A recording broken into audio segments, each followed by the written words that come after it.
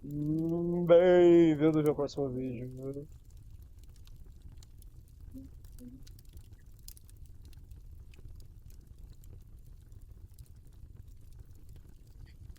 Antes de botar isso aqui, pra Strongest human comemorar beings. a desgraça de gol que o Brasil levou, né? E na vida a gente comemora de alegrias de tragédias. Tragédia não, né? As desgraças. Peguei pesado no verbo. Porque a desgraça ensina também, é um processo. É tudo um processo. Tudo é experiência. Então, o Brasil levou gol. Foda-se. Vamos lá. Ah, não, cara.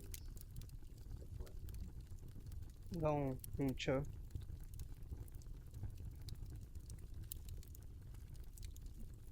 Só você mesmo pra me fazer rir, Dudu.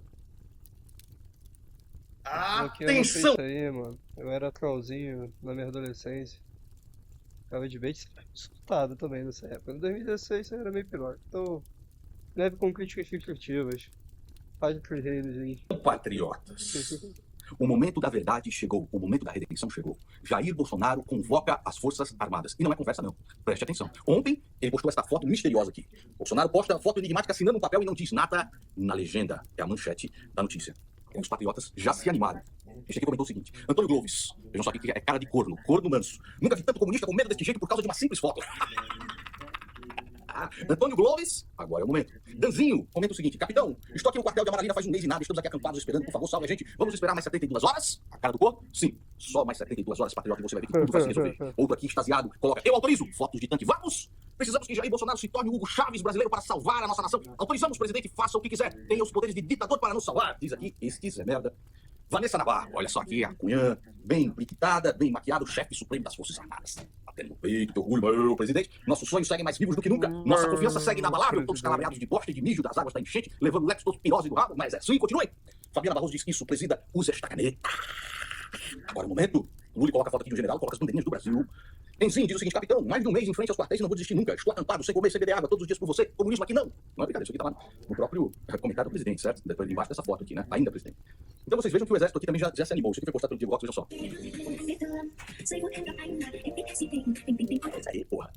E é verdade, Jair Bolsonaro convocou as Forças Armadas. Você sabe pra quê?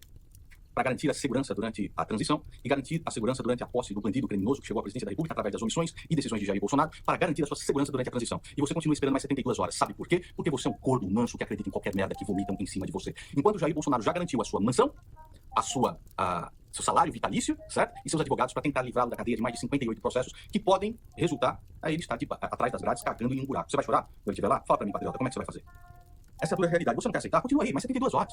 Pra mim não faz diferença nenhuma, certo? E vocês vejam aqui que o Silas Malacheia já está aqui todo descatitado, falando assim: agora você tem que fazer isso, eu vou chegar aqui na você, eu covarde. O bicho tá doido aqui, vejam só. O Silas Malacheia está completamente doido.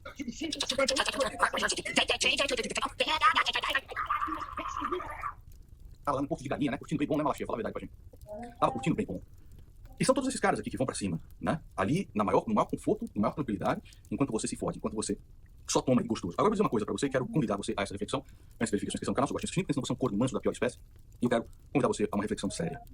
Pior do que o idiota que espera 72 horas pra um merda como Jair Bolsonaro fazer alguma coisa, é o idiota que está esperando há mais de 100 anos para o comunismo dar certo. De verdade, você é um idiota, você é um merda. Tá? Eu quero fazer uma reflexão junto com você. Eu sei que muita gente chegou aqui no meu canal depois que outros canais fizeram reacts de vídeo meu, acharam engraçado e tudo mais. E muita gente que não sabe absolutamente nada do que eu sempre defendi desde 2014 que estou aqui neste YouTube, né? Que é a liberdade do indivíduo pensar por ele mesmo. Né? Em pleno 2022, fala pra mim, em pleno 2022, o cara acreditar que o comunismo e o socialismo dão certo, o que um porra desses merece? Fala pra mim, a chibata de negro do Borel Blom, que porra que é? O pêndulo das vertentes políticas, ele sempre vai de um lado pro outro.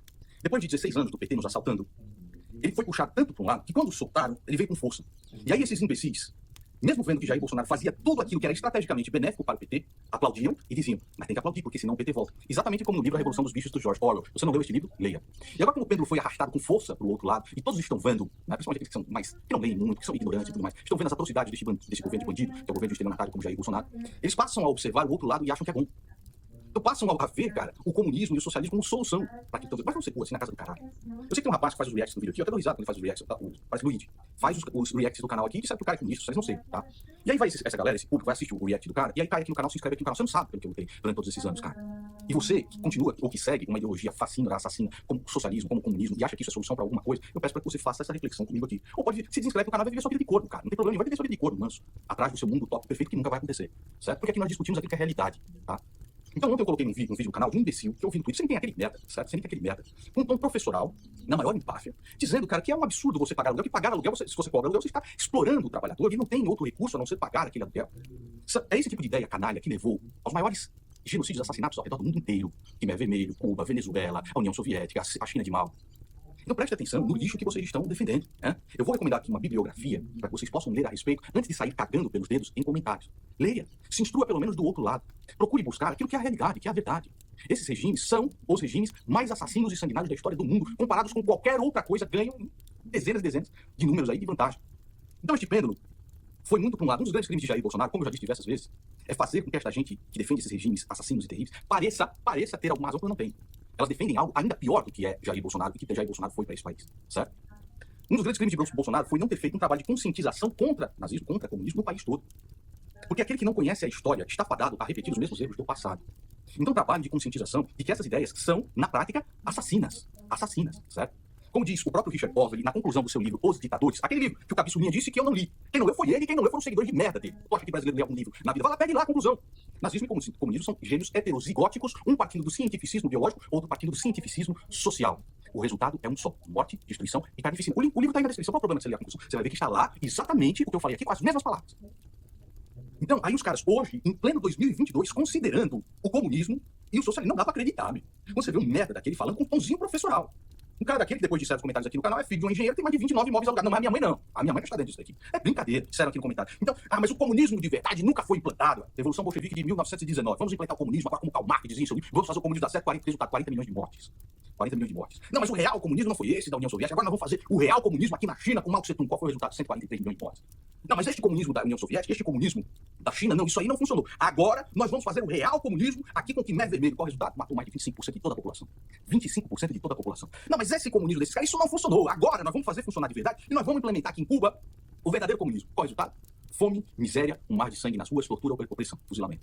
Não, mas esses comunismos não funcionaram. Nós vamos agora fazer o comunismo de verdade aqui na Venezuela. Você vai ver que funciona. Vai funcionar. Qual que é o resultado? Morte, opressão, desapropriação de pessoas que trabalharam para ter o seu bem e a miséria espalhada de maneira igualitária. E aí você vai falar, não, mas agora nós vamos fazer o comunismo dar certo. O comunismo é uma ideologia assassina porque os seus planos são inconcretizáveis em qualquer futuro possível, porque eles desprezam a condição gananciosa humana que está presente em cada um dos seres humanos. Por isso ele é intrinsecamente, ou seja, dentro dele mesmo, impossível, inconcretizável e serve única e exclusivamente para que uma elite de canalhas tenha o poder, enquanto toda a população sucumbe na mais absoluta miséria. É por isso que é tão perigoso você dar os poderes ditatoriais a quem quer que seja. Porque desde a época de Adão, desde a época do puto do corno do Adão e da vagabunda da Eva, o ser humano só faz merda. Quer você entenda de maneira metafórica, literal, categórica, alegórica, eu não sei como é que você vai entender, mas tem sempre uma maçã para um filho da puta querer comer. E quando o ser humano acredita que ele é conhecedor do bem e do mal, aí a maior atrocidade acontece. Então você que se diz comunista, socialista, e tá aqui no canal, depois de ver um react, deu risada com alguma coisa, por favor, meu irmão, repense. Repense, porque por trás daquilo que você está defendendo está a maior atrocidade que essa humanidade já viu. E que continua sendo escamoteada por omissões, né? Omissões criminosas daqueles que poderiam levar informação às pessoas. Certo? Então, desde sempre, o resultado do comunismo e do socialismo foi um só, um mar de sangue desgraçado. Mas e o capitalismo? O capitalismo não matou muita gente. Meu irmão, o capitalismo ele não é bom nem ruim nem nada, ele é simplesmente a realidade. Ele é o que leva em conta que o ser humano sempre vai querer lucrar com aquilo que faz. O capitalismo que eu acredito é aquele onde você oferece alguma coisa para a pessoa, que gera valor para a vida da pessoa, por um preço bom, onde todo mundo ganha. Eu ganho, meu parceiro comercial ganha, aquele que é o consumidor ganha. Eu sempre consegui sobreviver ofertando conhecimento. Lá com meus 16 anos de idade, olha, você quer aprender um violão para pegar as gatinhas aqui na escola? Eu sei tocar violão, quer aprender? Quero aprender, me ensina aí uma música. Então, o capitalismo que eu acredito e o capitalismo que eu pratico é aquele onde todo mundo ganha. Eu tenho o prazer de ensinar, a pessoa tem o prazer de aprender, eu recebo por isso e a pessoa recebe aquele conhecimento que transforma a vida. Seja em qualquer coisa, seja no curso de inglês, seja no curso de japonês, seja no curso de finanças. Sabe, gerar valor para a vida das pessoas. E eu pago imposto pra cacete quando movimento a economia dessa forma. Mas muito imposto mesmo. E daria para construir pelo menos, só eu aqui de imposto, pelo menos umas 30 ou 40 casas populares. Só que este imposto é usado para quê? Para encher o cu de bandido, cachaceiro e bandido estelionatário para pagar emenda de relator. Nós pagamos impostos como a Suécia e recebemos os benefícios de Serra Leoa. Então esse é o capitalismo que eu acredito, esse é o capitalismo que eu pratico. Mas o capitalismo pode ser usado de outra forma? É lógico que pode. Ele não é um sistema, ele é simplesmente a realidade. Por exemplo, eu tinha um sócio, certo? Que criou, tem um sócio inclusive, que criou um sistema de busca e de comparativos de preços infinitamente superior ao que tinha no mercado. Aqueles que lideravam o mercado viram esse comparativo e pensaram assim, vamos tirar esse cara da jogada, vamos tirar esse cara da jogada aqui, agora mesmo. Então eles fizeram um buyout nele, ou seja, eles compraram a tecnologia do cara, compraram o esquema do cara, simplesmente para esquecer, para jogar na gaveta, cara, e tirar ele do mercado. O capitalismo não é bom nem mal. Ele é simplesmente aquilo que a humanidade é. É a realidade. Você fica puto com o capitalismo, você fica puto com a realidade. O ser humano é ganancioso mesmo. O ser humano é filho da puta mesmo. Desde que aquela vagabunda pegou a maçã, quer você acredite de maneira literal, alegórica, quer você seja ateu. Tem sempre uma puta de uma maçã, o cara ir lá e morder. A maçã é o quê? É a merda que você vai fazer. É a ganância. São os pecados capitais. Toda vez que você quer dar uma solução para um mundo melhor, já corra para debaixo da cama, meu irmão. Porque essa solução para do mundo melhor só vem com mais morticínio, mais opressão, mais limitação das liberdades individuais. E é isso que nós não podemos deixar acontecer. E através dos nossos valores e dos nossos princípios, balizar politicamente e juridicamente para que excessos não sejam cometidos e que se possa preservar o livre e saudável mercado. É dessa forma que eu enxergo as coisas. Entendeu? Aí você vê os caras com a solução do mundo. Eu vi um casal de idiotas. Eles têm um canal bom de viagens, né? O cara fala, estamos aqui na Coreia do Norte. Eu tô vendo que a Coreia do Norte é muito boa. A Coreia do Norte, olha só, tudo organizado, tudo gostoso aqui na Coreia do Norte. Eu gosto muito da Coreia do Norte. Você é imbecil. Você está visitando única e exclusivamente os lugares em que o governo norte-coreano permite que você veja a real desgraça, a real morte, né? As mazelas da Coreia do Norte. Você não está vendo, seu imbecil de merda. O capitalismo ele pode ser usado, inclusive, como ferramentas de regimes comunistas, como a China usa. Como o desrespeito é absoluto para com os cidadãos chineses, ou seja, a elite comunista entende os cidadãos chineses como escravos, eles utilizam de ferramentas capitalistas para fazer um capitalismo absolutamente predatório, porque a mão de obra é escrava, muito barato, o cara trabalha lá com um prato de arroz e está fazendo esta merda aqui, ó. Onde está? Tá aqui, ó. Desenhado na época da Califórnia e montado na China, porque a mão de obra é escrava lá. Aí paga pro cara um prato de arroz e vende esta porra aqui por 30 mil reais, 35 mil reais. É assim, meu irmão. Então, o capitalismo sendo usado por empresas, né, que detêm aí, não um monopólio, mas uma fatia grande do mercado, escolhendo a mão de obra mais barata, que é a mão de obra escrava, de um partido comunista que vai lá e destrói as liberdades individuais dos seus cidadãos, que são massacrados diariamente. Aí vem um imbecil no YouTube dizer que a China, olha como a China a China é o comunismo que deu certo. Quando a China está utilizando o capitalismo predatório, tem um livro chamado Red Capitalismo, como a China é predadora e destrói empregos no mundo inteiro. Por exemplo, aqui no Brasil, a indústria de brinquedos do Brasil foi destruída. Porque agora é muito mais barato pagar 5 gramas de arroz, um chinês fazer a boneca Soninho, a boneca cabelinho, não sei lá. Então, olha só, quando você pesquisa a pobreza na China, você vê esses cretinos fazendo o seguinte: a pesquisadora revela que China é ignorada pela mídia, onde 850 milhões deixaram a pobreza. Isis Maia explica como o país de Xi Jinping avança para dominar o século, enquanto o Ocidente discute o vírus chinês. 200 milhões de pessoas, né, saíram da pobreza, 850 milhões, perdão. Dados do próprio governo chinês. A idiota não percebe que ela é usada como massa de manobra do próprio governo chinês, que escraviza o seu próprio povo, que não tem escrúpulos para com o seu povo e o trata como escravos mesmo. É claro que você tem uma elite bilionária, riquíssima e capitalista lá. É lógico que sim, assim como você teve na União Soviética. Ou você acha que esses grandes regimes ditatoriais, como da União Soviética, não chegaram ao poder através do capital? Stalin e Lenin faziam diversas alianças com banqueiros, com grandes empresas da Europa, mas diversas mesmo, que se beneficiaram com a escravidão do povo da União Soviética. Não é à toa que depois que caiu o Muro de Berlim, se revelaram lá diversos bilionários na União Soviética que participavam, sim, desta farra. Mas o que eles querem é algo diferente do que é o capitalismo, o que o capitalismo deveria ser se fosse observado nele a asepsia de algo bom, eu ofereço algo bom com preço bom competitivo dentro do mercado. Eles querem o metacapitalismo. É quando eles se unem ao governo para que eles exerçam o monopólio e não permitam que outras pessoas possam prosperar no ramo em que eles têm sucesso. Foi assim na Alemanha de Hitler, foi assim na China comunista de Mao, foi assim na União Soviética canalha de Stalin. Todos com grandes empresas. Agora, essas grandes empresas que lucram muito estão sob o jugo do Estado. Então esse é o grande crime, cara. Esse é o grande crime. Aí vai dar um monte de pesquisador dizendo que a China está erradicando a pobreza com dados oficiais do governo chinês. Você acha que o governo chinês vai falar pra você, não, olha, não é pobre do que o governo mentiroso e canalha como o governo chinês? É como o Walter Duranty. Você já pesquisa aí, Walter Duranty. Ele trabalhou na União Soviética e era correspondente do New York Times. E ele fala, olha só, a União Soviética erradicou a pobreza. Não existe fome na União Soviética, enquanto o Stalin matava o pessoal da Geórgia e diversos outros estados participantes da União Soviética de fome. E o cara mentia descaradamente para os jornais ocidentais através do New York Times. Assim como esses pesquisadores mentem através da China. A verdade é que a elite chinesa melhorou de vida. Essa que utiliza o capital como um cachorro na coleira para continuar fomentando o seu plano de hegemonia ditatorial, onde só o Partido Comunista tem vez. Você pode ter algum tipo de regulamentação, mas dentro do Partido Comunista.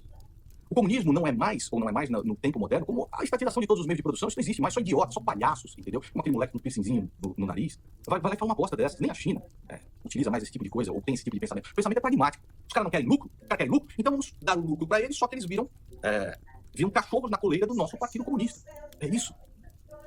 Então aí os caras falam, mas e o cristianismo? O cristianismo matou muita... Você não estudou, seu jumento. Você pega todas aquelas mortes feitas por aqueles canais, que o ser humano é canalha e puto, como eu falei desde Adão e Eva, que usaram a religião para deturpar e matar. Isso sempre aconteceu. Dentro do cristianismo não dá 1% das mortes causadas pelos regimes totalitários comunistas. Nem 1%. É que você não estudou, né? Tu sabe porra nenhuma, não estudou nada. Calma aí. eu vou dar uma bibliografia para você, tá bom? Para você estudar. Então é o seguinte, você que ainda cai nessa esparrela de achar que existe um mundo futuro melhor, eu digo para você, não existe. O que nós podemos é lutar dia a dia com aquilo que nós estamos vendo que é errado e tentar achar uma solução para isso. Então, por exemplo, o que é errado hoje?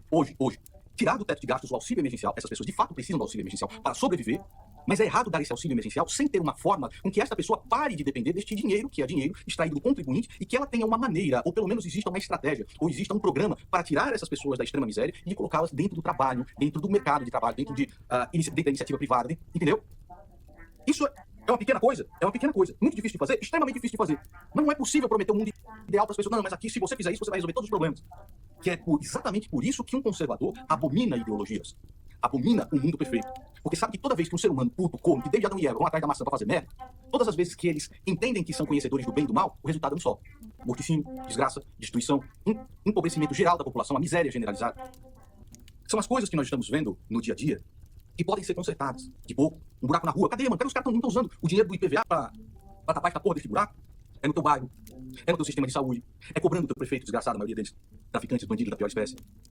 Agora, quando aparece um vagabundo desses, com um tom professoral, que na cabeça dele tem a solução para todos os problemas do mundo, se esconda debaixo da cama, meu irmão. Se esconda debaixo da cama. Como eu prometi para vocês, está aqui a bibliografia que eu acho que vocês devem ler de qualquer maneira. O Livro Negro do Comunismo é um estudo sério feito por centenas de pesquisadores a respeito do terror que foram os regimes comunistas ao redor do mundo. Leia, que é muito importante. Tem um povo buzinando aí. Aí os caras fizeram o Livro Negro do Capitalismo, que é a maior palhaçada do mundo. Todas as mortes que aconteciam, eles colocavam a culpa no capitalismo. Este cara morreu de bicicleta, culpa do capitalismo. Acidente de carro é culpa do capitalismo. A fome num país comunista é culpa do capitalismo. Porque a culpa nunca é do ditador sanguinário maldito. Essa porra tá subindo, vocês estão rindo? Vamos passar de porra. Bom, enfim, a culpa nunca é do ditador sanguinário. A culpa é sempre de alguém. É do imperialismo americano. Olha, se você somar todas as guerras dos Estados Unidos, todas as guerras americanas, não dá 0,02% num regime como o do Mao Tse Tung, só do Mao Tse Tung. 0,02%. Tá? Recomendo que você leia também O Diabo na História, para entender as similaridades entre o regime tirano canalha de Hitler e o regime canalha tirano de Stalin. Red Holocaust, né? O Holocausto Vermelho, como se diria, né? Em inglês seria meio foda. A galera não lê nem em português. Os Ditadores, do Richard Overy, The Dictators, tá bom? Aquele livro que o Cabeçulinha fala. Você não leu, aí ele pega, o Cabeçulinha pega uma entrevista do cara, onde ele dá a sua opinião política e não a sua opinião como historiador e fataína. Você não leu. Quando não leu, a conclusão foi ele. Vai lá ler. Veja o sinal que eu tô dizendo lá. Os Ditadores, tá bom? Lê também o Manual Politicamente Incorreto do Comunismo. Este é um livro de uma leitura muito fácil, quase que infanto-juvenil, mas ele é interessante porque ele abre uma bibliografia ainda maior de pelo menos uns 40 livros para que você possa se aprofundar no tema comunismo e socialismo, tá? O Pacto do Diabo, a Aliança de Hitler e Stalin. Lê. E eu recomendo também para aqueles que são absolutamente virulentos ao cristianismo mesmo, tem um livro do Thomas Woods chamado Como a Igreja Católica Construiu a Civilização Ocidental. Deixa eu acertar o brilho dessa porra desse bicho. Como a Igreja Católica construiu a civilização ocidental. Você cospe no cristianismo, você cospe nesses valores e nesses princípios que a civilização ocidental construiu através dos séculos. Você cospe nos princípios que, sem você saber, balizam o teu dia a dia. Então é interessante você saber o que acontece de fato. É verdade. Gente como Malafaia, Valdomiro, Edir Macedo sempre vai perverter a religião para usar para os seus fins mórbidos e perversos. Né? Mórbidos, eu falei mórbidos. Bom, enfim. Sempre vai utilizar isso, porque o ser humano é puto, como dizia a música do Mamonas Assassinas. O ser humano corno e cruel, o ser humano é corno e cruel. Sempre vai tentar perverter, né? Seja a religião, seja o capital, seja a ideia da igualdade, sempre perverterá. Portanto, a ideia de um mundo perfeito, ela não existe. Existe trabalhar no dia a dia para que as coisas sejam pelo menos um pouquinho melhor, certo? Uma coisa aqui, vê outra, reforma outra coisa. Este é o pensamento conservador. E é por isso que conservadores abominam ideologias, sejam elas quais forem. Anarcocapitalistas, comunistas, socialistas, prictoristas, redipilistas. Isso é a deturpação do pensamento humano e é colocar o pensamento humano dentro de uma caixa aprisionadora que sempre leva à morte, tá? 33 minutos de vídeo, eu espero que vocês tenham gostado dessa reflexão junto comigo aqui. E não existe escapatória se você não ler. Os livros estão aí na descrição, tá bom? Deixe de ser corno, verifique a sua inscrição no canal, gostinho, sininho. E é isso aí. Hoje tem jogo. Hoje parece que tem jogo, a Gavoa. Vou assistir o jogo com a Gavoa. Vou pegar minha camiseta baitolada da sorte. Vamos ver se hoje vai. É isso aí. Bom dia pra você.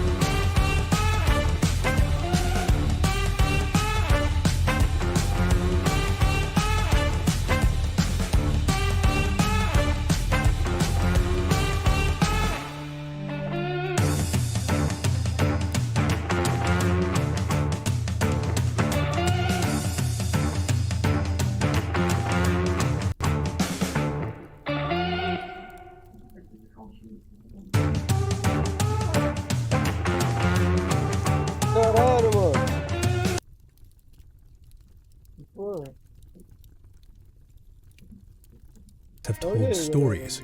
We have invented worlds that do not exist. We have imagined portals to supernatural realms, paradisal fields, islands of the undying, civilizations on distant planets, palaces under the sea, gateways to hell. But in modern times, we have brought the subterranean hellscape to the surface in one of our most popular made-up worlds, the dystopia.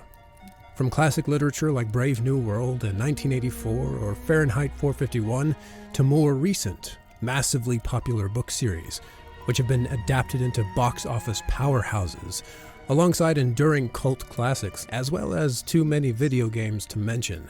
For 100 years now, we have been fascinated by nightmare visions of environmental disasters, squalor, societal decline, or tyrannical governments maintaining complete control over a society, whether through brute force, propaganda, censorship, denial of free thought, brainwashing, or all of the above, leading to a complete loss of individuality. But in this ever-expanding genre, there is one dystopian film that stands out as horrifyingly unique, breaking the mold and creating a dystopian world unlike any other, except maybe, potentially, our own.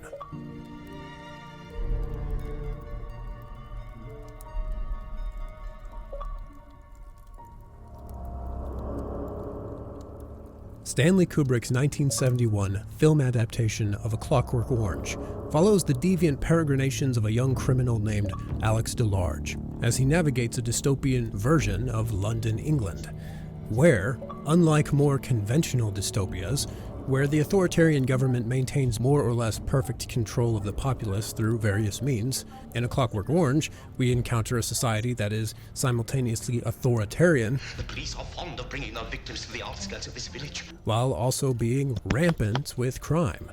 We see this firsthand as the film starts off like John Wayne giving a swimming lesson, throwing us headlong into the deep end with a demonetizable scene in a bar that sells milk laced with drugs, invoking the sense of an almost paradisal society, flowing with milk and honey, a society that has nevertheless descended into an erotic debauchery that rivals the licentiousness of the most decadent Romans. The whole purpose of the drug-laced milk is to sharpen up Alex and his gang of droogs for a night of recreational violence. We watch as Alex and the gang commit a series of increasingly heinous crimes, beating a homeless man, fighting a rival gang, and breaking into a home where they mercilessly beat and assault the inhabitants.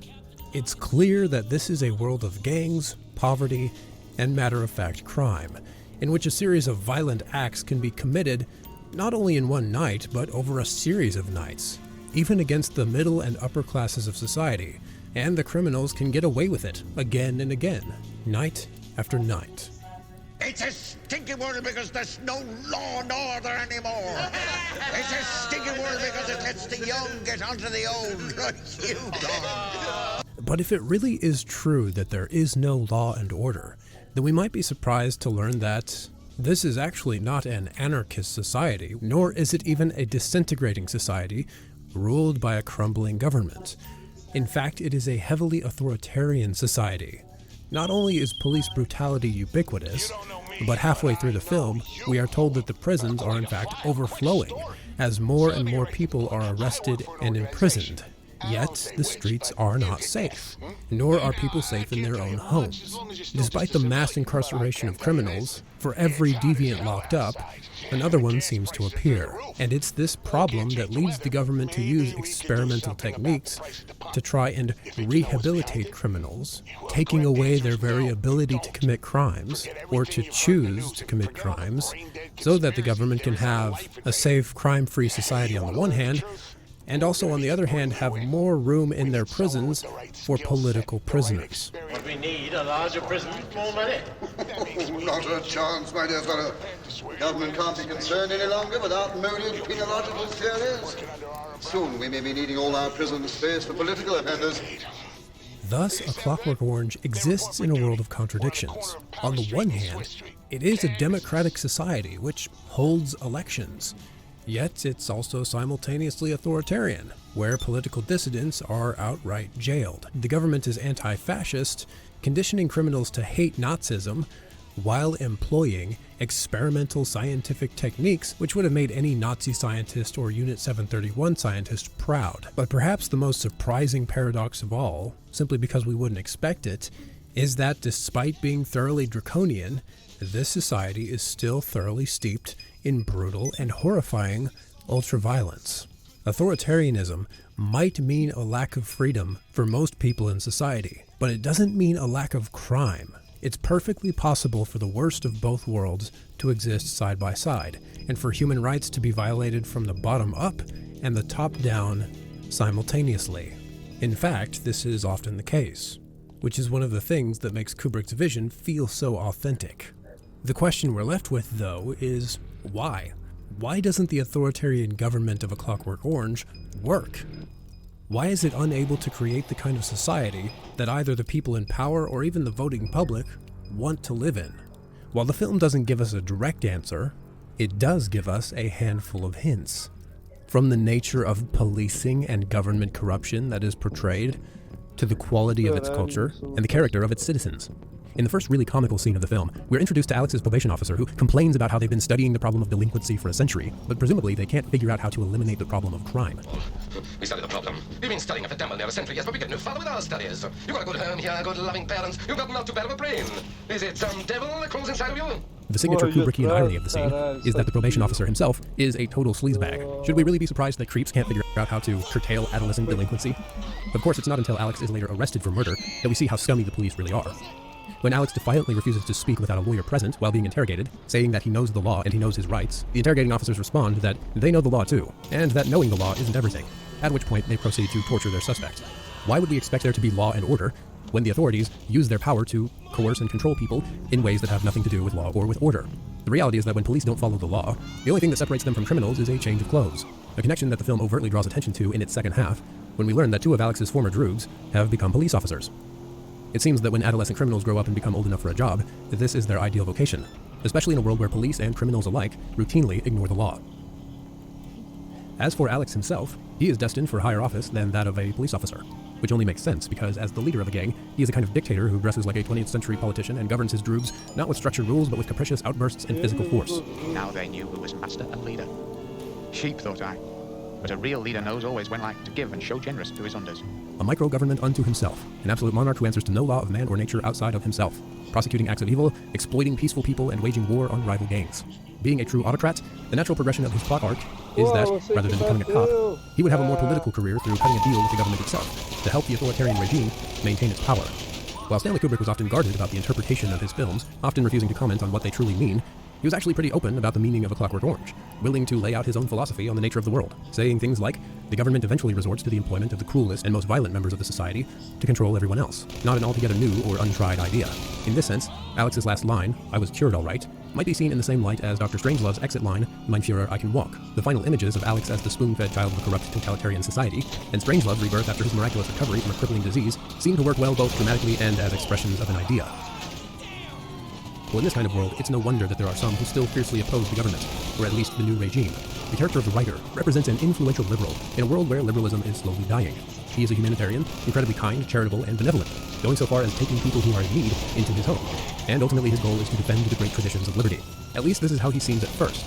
When Alex is beaten by the police, the writer takes him in and cares for him, although it becomes apparent that his motives are not completely altruistic.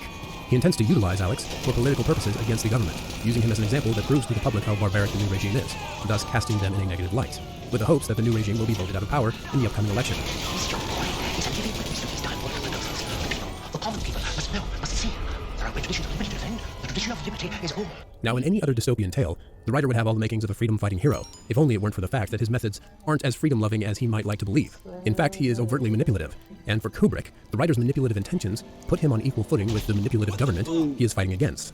Kubrick said in an interview that, in the political world of A Clockwork Orange, the minister, played by Anthony Sharp, is clearly a figure of the right. The writer, Patrick McGee, is a lunatic of the left. The common people must be led, driven, pushed, he pants into the telephone. They will sell their liberty for an easier life. The interviewer points out that these could be the very words of a fascist. And Kubrick responds, yes, of course. They differ only in their dogma. Their means and ends are hardly distinguishable. Obviously, Kubrick was a fan of contradictions and paradoxes, and this is perhaps among the most uncomfortable contradictions in his body of work, not least because it has such startling real-world implications. If you are someone who loves liberty, how can you free people who do not want to be free? If people will sell their liberty for an easier life, does it make you an authoritarian if you want to force liberty on them? While not every liberal is a lunatic of the left, like the writer, A Clockwork Orange does pose a unique philosophical problem for the liberal or the libertarian who is living in a democratic system that is gradually becoming totalitarian. How do you fight for freedom when the people freely want authoritarianism? This question is never really answered. Instead, Anthony Burgess, the author of the novel itself, simply says that A Clockwork Orange is, ominously, the dream of liberalism going mad, and it is a madness for which we are never given a cure. We are simply left with a nightmare of kindness that opens the door to strangers and gets brutally assaulted, a horribly lucid dream of mercy that fights for the rights of criminals, but when the crime is committed against them, they exact a more cruel vengeance. It was C.S. Lewis who presciently asked, "Are we not really an increasingly cruel age?" Perhaps we are, but I think we have become so in an attempt to reduce all virtues to kindness, for Plato rightly taught that virtue is one. You cannot be kind unless you have all the other virtues. If being cowardly, conceited, and slothful, you have never yet done a fellow creature great mischief, that is only because your neighbor's welfare has not yet happened to conflict with your safety, self-approval, or ease. Every vice leads to cruelty.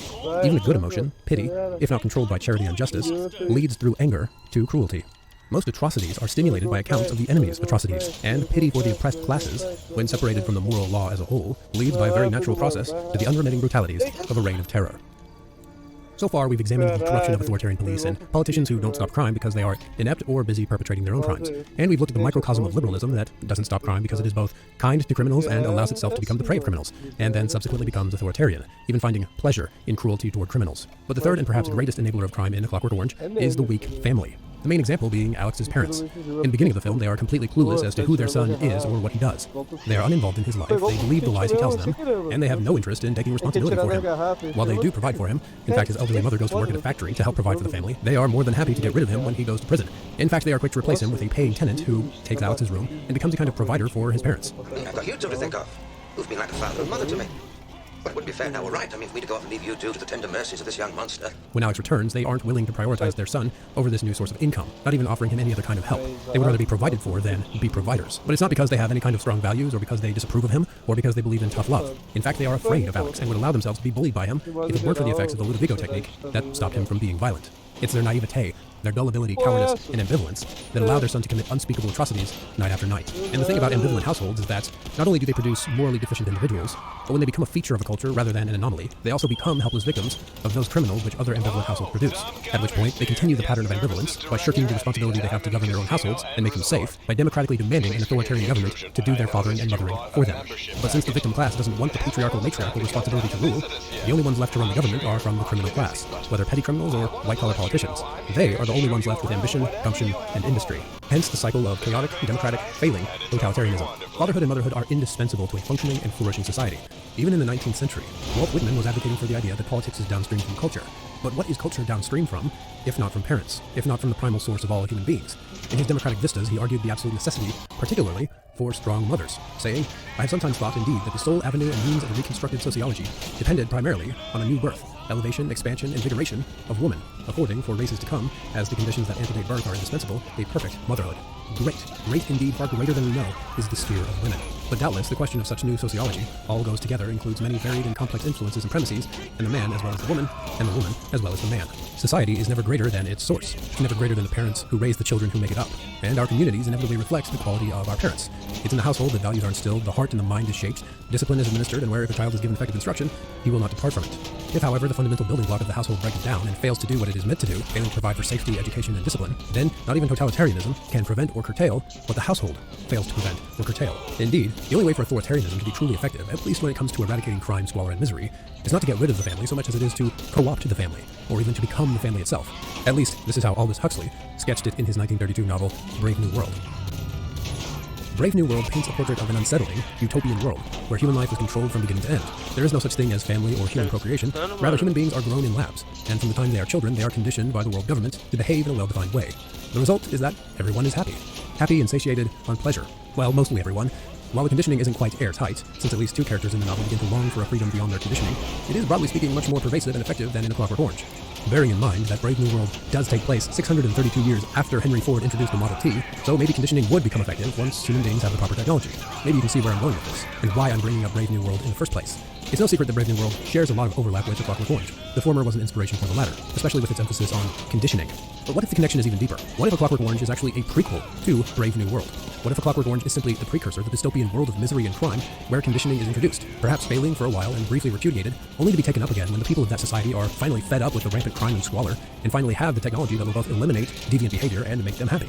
Tired of feeling vulnerable in their own homes and craving nothing but happiness, they demand that all of society be conditioned and given drugs so that physical harm and negative emotions never show their ghastly faces again. My theory might seem like a long shot, and no, Burgess never said that Clockwork was a precursor to Brave New World. But what is a fact is that, according to Huxley, the kind of failing democracy that we see in A Clockwork Orange is the very thing that leads to scientific absolutist totalitarianism. One of the things that's kind of surprising about Huxley's novel is that his vision of one world government run by world controllers who program people down to their DNA doesn't come about as a result of some secret plan by world elites or by authoritarian dictators. It comes about as a result of democracy, or as he says, a revolution of the masses. He writes that whenever the masses seized political power, then it was happiness rather than truth and beauty that mattered, and it was the elevation of happiness as the ultimate ideal that led to the democratic demand for conditioning.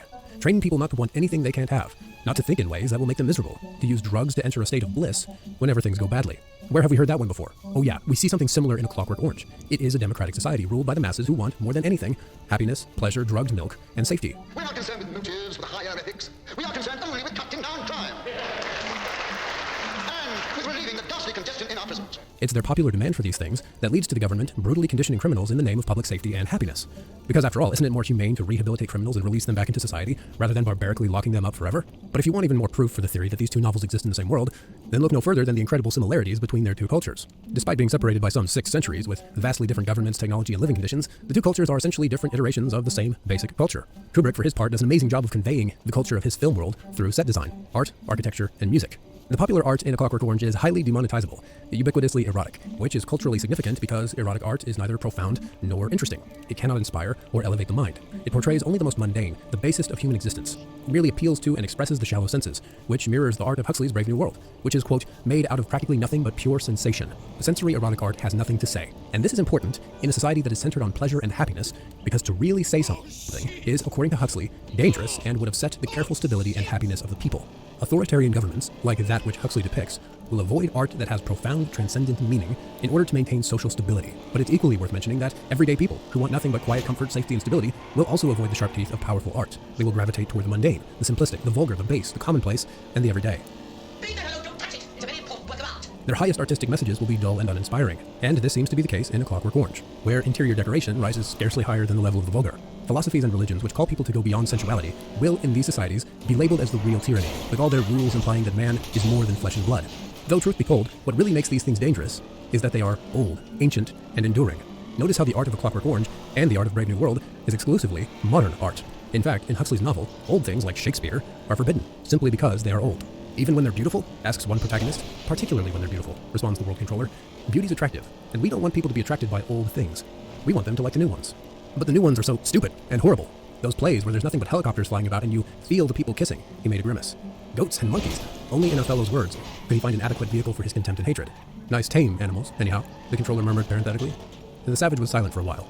All the same, he insisted obstinately, Othello's good. Othello's better than those feelies. Of course it is, the controller agreed. But that's the price we have to pay for stability. You got to choose between happiness and what people used to call high art. We've sacrificed the high art. As for the architecture in A Clockwork Orange, it is unremittingly brutalist, as is that of Brave New World, which we can infer from the very first line of the novel. A squat, gray building of only 34 stories. The building where humans are made and conditioned. It is cold for all the summer beyond the panes, for all the tropical heat of the room itself. Wintriness responded to wintriness. The light was frozen, dead, a ghost. Brutalist architecture is harsh, grandiose, and imposing, but still simplistic, cold, and without any soul. Government buildings especially. In A Clockwork Orange, the public housing, the hospital research center are based on the socialist principles from which brutalism emerged. Such buildings are cheap and minimalistic, in order to make thrifty use of the public's funds. They are monuments to equality, since only blank simplicity and absence of character can be equal. They showcase the naked building materials and the structural elements without decoration, or any unnecessary expense. Any attempt to be clothed with any greater beauty or any expression of some high ideal, much like erotic art's base display of naked humanity or isolated body parts. The houses of the middle and upper classes are more homey, yet still minimalistically modern, and oddly uninviting. The surfaces are hard, there's nowhere to relax. almost like museums. While the house of the cat lady remains an echo of past extravagances, the most ornate designs of this world are to be found in the vestiges of an abandoned and decaying casino, a symbol both of the consequences of careless erstwhile greed and an all but forgotten regard for beauty, left to rot in the wake of the brave new modernity. The fact that A Clockwork Orange was shot on a low budget, and therefore had to rely on real locations for internal and external shots, is a sobering reminder that in many ways, this is our world. This is our decaying extravagance. Our dystopia is already being crafted for us by those who are responsible for the very construction of our buildings. When it comes to the music of A Clockwork Orange, there is a clear class divide in musical tastes. Classical music is preferred by the controlling class, like the government scientists, the television executives, and Alex himself, while the submissive class, like Alex's droogs, scoff at classical music, preferring synthetic pop. And it doesn't seem like a mere coincidence that the music in Huxley's Brave New World is not only completely synthetic, but makes heavy use of simplistic, hypnotic nursery rhymes. Charming, but far from high art, and it rather implies a populace that is kept in a perpetual state of childhood. Kubrick was interviewed about Alex's preoccupation with the more classical music of Beethoven versus the society around him, which seems only to care about modern art, if it cares about art at all. Kubrick responded by saying, "I think modern art's almost total preoccupation with subjectivism has led to anarchy and sterility in the arts. The notion that reality exists only in the artist's mind, and the thing which simpler souls had for so long believed to be reality is only an illusion, was initially an invigorating force, but it eventually led to a lot of highly original, very personal, and extremely uninteresting work." In Cocteau's film Orphée, the poet asks what he should do. "Astonish me," he is told. Very little modern art does that. Certainly not in the sense that a great work of art can make you wonder how its creation was accomplished by a mere mortal. Thus, the set design of A Clockwork Orange establishes a society that is unastonished, anesthetized, intellectually self-sedated, drugged and therefore easily and willingly controlled. This is a society of calloused, hollow subjectivism, devoid of any true individuality or originality. A society that only wants to be happy. They will sell liberty for a quieter life. And therefore creates mediocre art and drab buildings for a drab world. Since mere happiness, as Huxley wrote in A Brave New World, is never grand. Of course, stability isn't nearly so spectacular as instability, and being contented has none of the glamour of a good fight against misfortune, none of the picturesqueness of a struggle with temptation, or a fatal overthrow by passion or doubt. Happiness is never grand.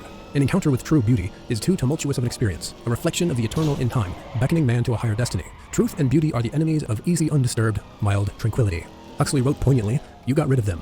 Yes, that's just like you, getting rid of everything unpleasant instead of learning to put up with it. Whether it is better in the mind to suffer the slings and arrows of outrageous fortune, or to take arms against a sea of troubles and by opposing, end them. But you don't do either.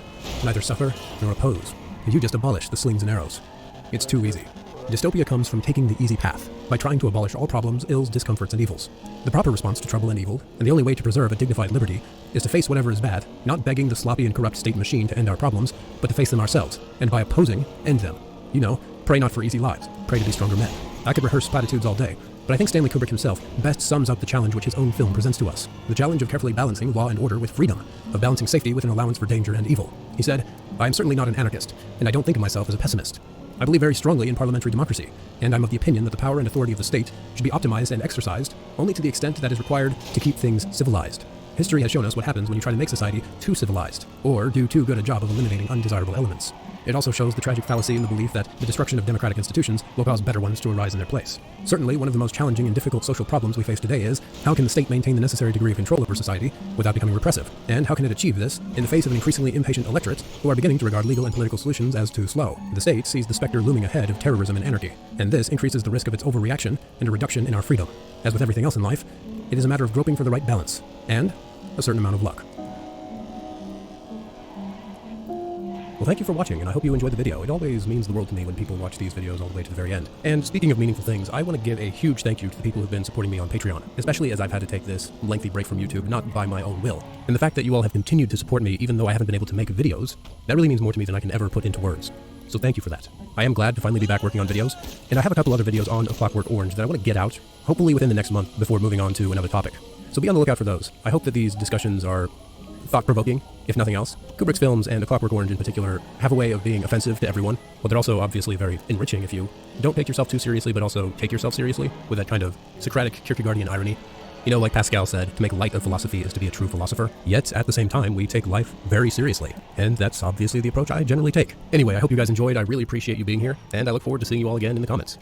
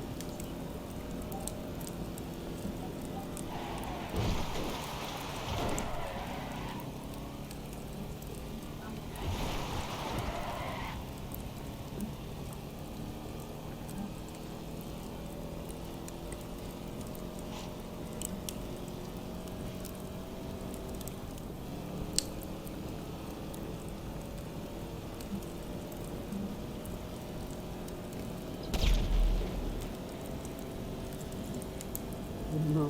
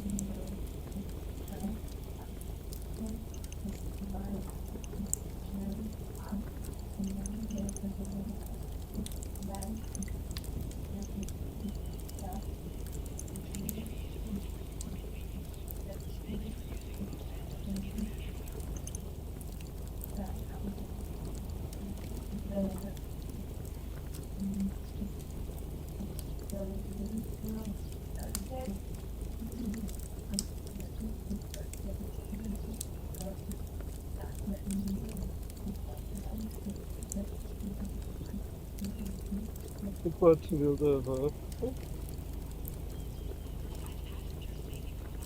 banho de talento, uma live, uma live.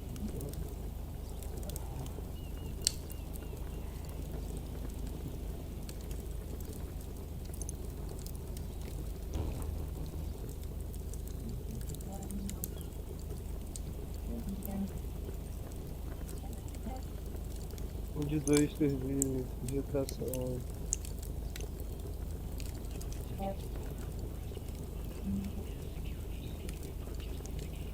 Bugou tudo. Bugou foda.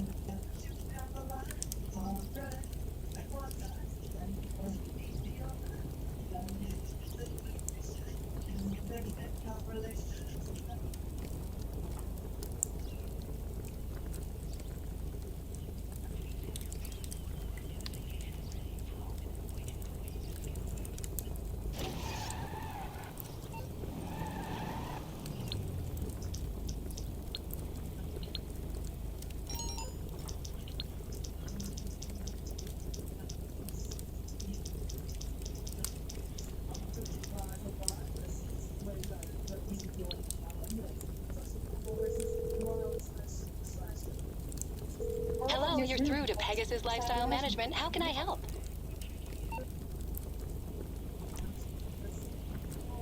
Thank you, sir. Your spectacular aircraft is now ready for you at our nearest airfield.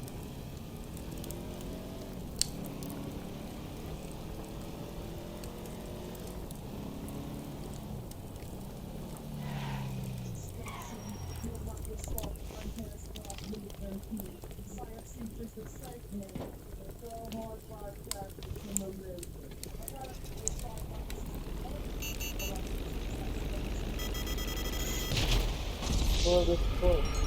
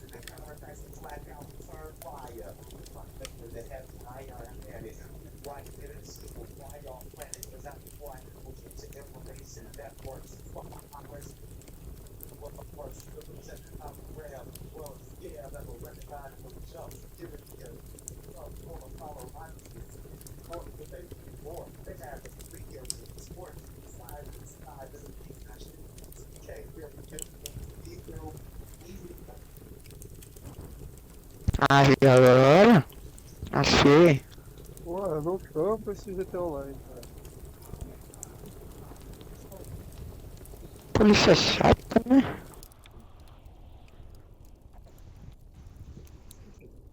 Tá logo, velho.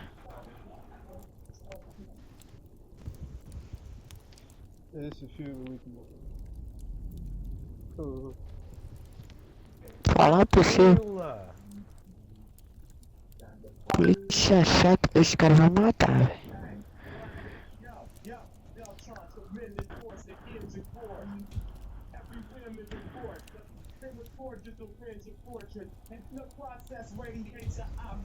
O cara é tudo outro lado da rua.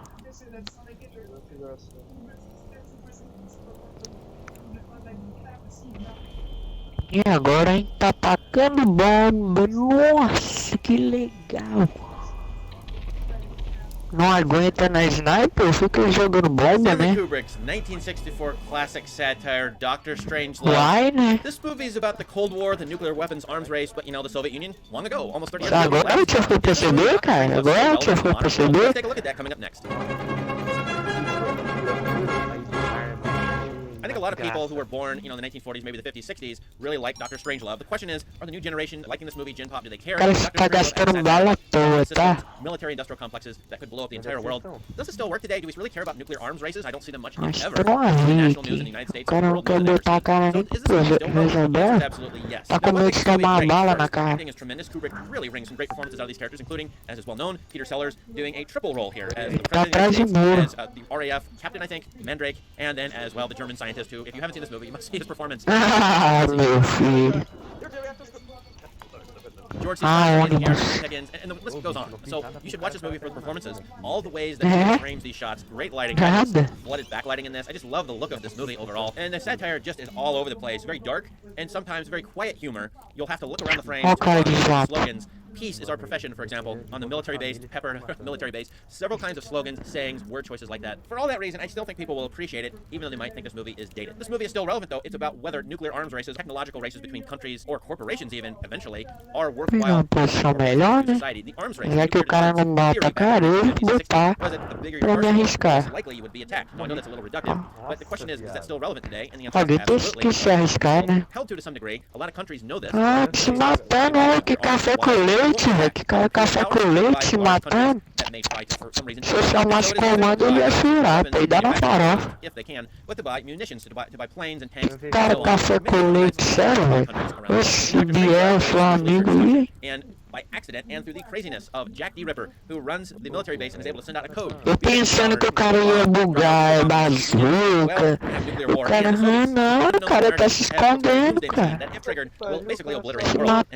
Matando os outros ainda, matando os fracos. By computer.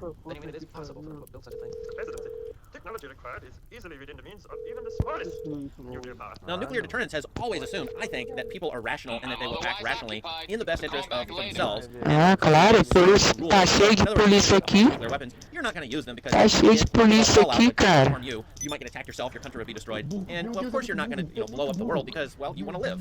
However, that sort of belief in human rationality is questioned, actually mocked by this movie entirely, because I think the movie says, well, basically, it hints at this, at least, we're all irrational, but we all operate logically within a rational framework. And guess what? Jack D. Ripper, as crazy as you think he might is with his theory of fluoridation poisoning by the Russians or by the Soviets, he is acting rationally within his own framework. And so to attack the Soviet Union, so he thinks, is right because the U.S. has already been attacked because its water has been poisoned. As kooky as that theory might be to you, he is acting rationally with his framework, while the president and other people... Uf, o cara tá já com nós. So nuclear deterrence theory only works if you're acting rationally within, as I'm saying, a certain framework, which is about preserving yourself and your nation and not blowing up the world. But Jack D. Ripper's makes sense because he thinks the U.S. has already been attacked. So the movie mocks the systems that hand the biggest weapons in the world, and a lot of them, to people who are not capable of using them well and wisely, and the systems are very fragile, as this movie demonstrates, that a low-level, relatively speaking, military officer can launch nuclear bombs and start World War III, that a B-52 bomber can not hear the callback codes and not stop their mission, but actually go ahead and drop the bombs. The systems are so fragile that nobody can stop what's going on here. And I do think the movie could be construed as a pacifist sort of movie, or at least an anti-nuclear movie. Se matando, cara. Ô, cara velho desse. Cara deve ter o quê?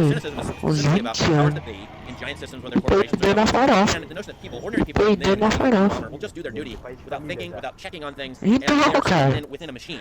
And during the last 20 to 30 minutes of the movie, you get a lot Peidou na farofa. and the men doing their duty, trying to get the bomber on course, so that will continue on its mission, pushing buttons, flipping levers, and trying their best to work the machine so that will do what they just should do, which is Ei, seu amigo, você não tá com nada não, hein? Pensei que era melhor. on Kubrick's part, criticizing people who are doing a duty within a framework of we must serve our government. Something he criticized, I think, very strongly within the earlier movie he made, the war movie he had. Também não faz nada que aí não, mas ele quis treta e agora tá tomando pau aí, tá fugindo. Tem... Ah, você quer que eu desempate então, né? Tá bom. Se for humilde, pedir por favor, vou te ajudar. This movie definitely depicts all of that folly, error, sin, and so on. It doesn't really show a way out. Só mãe não deu uns bons modos pra você, não? What is the way out? What is the way to salvation, change, reform? You don't really get that, and I wouldn't know what the answer is either with this movie. But this movie is always struck me as somewhat juvenile in that sense, and punning on the Roman poet who wrote satire, by the way. Nevertheless, I do think this movie is really strong on something super important, which is that these weapons of war that people have created, handing them over Sai aí então, pessoal do Mato de MK2, né? even in the year 2020, blow up the entire world. Tava de boa com o mano ali. Nuclear arsenals and more trying to develop nuclear weapons. You would think at some point in the future, irrational people who don't care about the future of the Tava world, eu, want to mano. destroy another country, who want to get back at somebody for the sake of revenge and are not thinking very clearly about fallout actually hurting them and their family. Sometime, at some point, more nuclear weapons will be used to the great harm of perhaps maybe the whole world. So for that reason, this movie still remains relevant and prescient. I think we should still show it and study it, given its very serious subject matter, even though at times it's a light comedy or a dark comedy. I think we should still think about this movie. Quer arrumar um som de ouvido, não? Melhor, ó. Conseguiu me matar. Nossa, velho. Que legal, conseguiu me matar. Agora tá ferrado comigo. Eu tô no chão. Bota o cara aí agora, já que eu já tô no chão. Agora não tem choro. Vai fugir mesmo, velho. Vai fugir mesmo.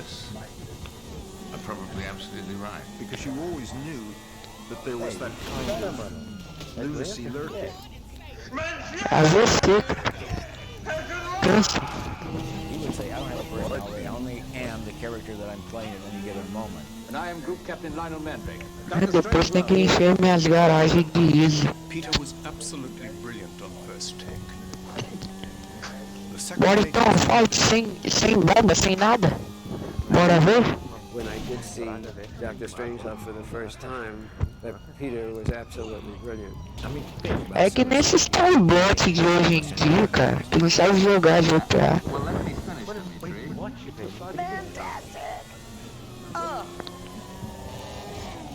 Esse web tryhard. Peter Sellers spent the majority of his time on screen making people laugh. He did this by being many different people. However, himself. As the beloved Inspector Clouseau in the Pink Panther movies, he created a truly original filmic character. He could just sort of slip into a role with such ease, whether it was sort of a complete aristocrat or a sort of grinding, sort of plebeian, whatever. On either side, he could do that.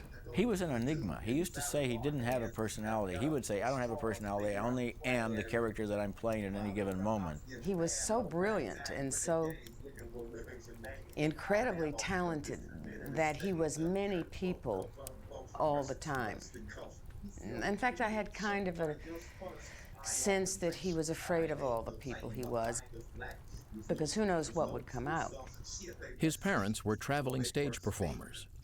Peter grew up rootless, lonely and unhappy, a child in a world of adults. Backstage, he began observing people and mimicking their body language and speech patterns. He developed a wide array of funny voices. In the early 1950s, Sellers employed many of those voices by brilliantly playing multiple characters on a cutting-edge radio show. The program was superbly imaginative and surreal, forever changing the landscape of British comedy. There had never been that form of anarchic humour before. The Goon shows didn't attempt to make any sense.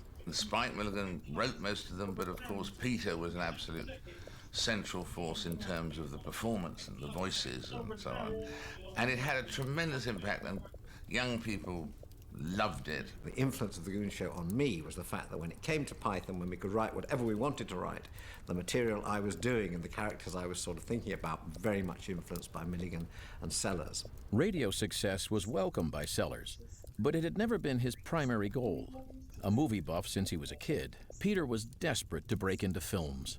And right from the start, he exhibited what would become his trademark, playing multiple characters in the same film.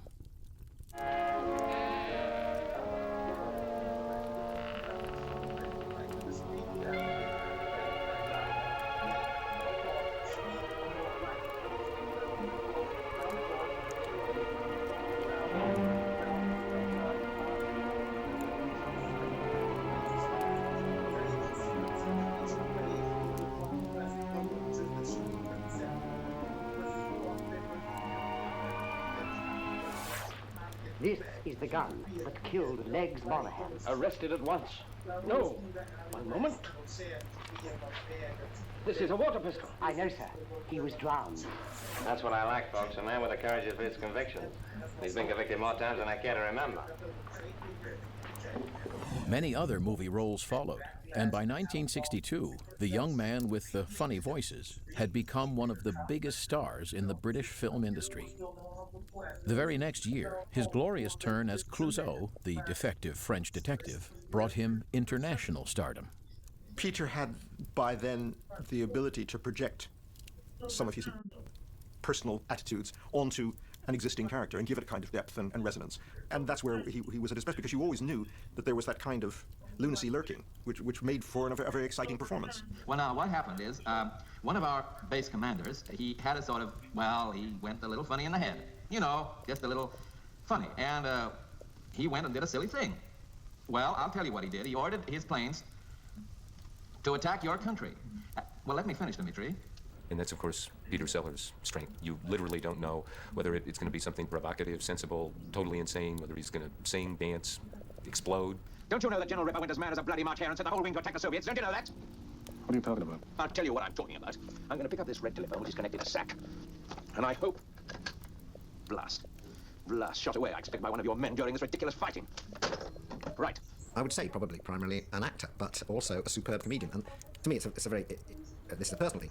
Good comedy to me comes once a character is created, not from being able to tell a joke and not from able to do a really skillful piece of physical comedy, a very clever pratfall, or from a clever bit of mime. And he was subtly but grandly very funny. See, he could be funny by being so committed to the character. The real kind of funny. I do know, when I did see Dr. Strangelove for the first time, that Peter was absolutely brilliant. Sellers captured each particular character, I thought, perfectly. I don't know if it was Peter's ideal or Kubrick's ideal, but you gotta have a versatile actor. I mean, if you have someone who's one-dimensional, one note, there's no way they could play multiple roles in a film. They just have a duplication of the same person. I think Strangelove was probably the best example of his versatility, and it was quite breathtaking. Not just because of his various performances, but the fact this was an English comedy actor off the BBC Home Service, suddenly appearing in a major American movie, a great American director, Stanley Kubrick, and I think one felt rather proud, you know, that it was a bit like the Beatles storming America, that Sellers could be chosen to play not just one, but 3 roles. In a way, what seems so extraordinary about Peter Sellers playing those 3 roles in Dr. Strangelove wasn't that amazing if you reflect that he played more roles in that in The Mouse that Roared, and that was in the tradition of Alec Guinness, who played all those roles in Kind Hearts and Coronet. So the idea of the kind of anonymous actor, and that would be Guinness and that would be Sellers, who can step into 4 or 5 or 6 roles in the same movie was already established. And in Dr. Strangelove, he was doing something that he had done before and that Kubrick knew he had done before and knew that he could do. Sellers and Kubrick first worked together in 1961 on Lolita. Their creative dynamics sparkled, and mutual trust quickly developed. So taken was he with Peter's performance that Kubrick immediately cast Sellers in multiple roles in his next film. Peter was very fortunate in several of the directors he found, because they worked on the same wavelength as he did. Dick Lester, certainly, Blake Edwards, up to a point, and especially Stanley Kubrick. Pete was great for improvisations. He was very professional. He always knew his lines, but his lines also can be changed. Stanley Kubrick was a director who didn't regard the script as a blueprint, but as a restaurant menu. And he went around choosing the dishes and combining them. Sometimes there would be a few improvs thrown in there, and if Stanley liked it, great. If he didn't, we'll go again. And you went on until you reached that crucial rehearsal moment when the seed of revelation slipped out of the performance and the actor was transported and gave you something that wasn't in the script, wasn't even in people's minds. Would not be difficult, my Führer. Nuclear reactors, good. I'm sorry, Mr. President.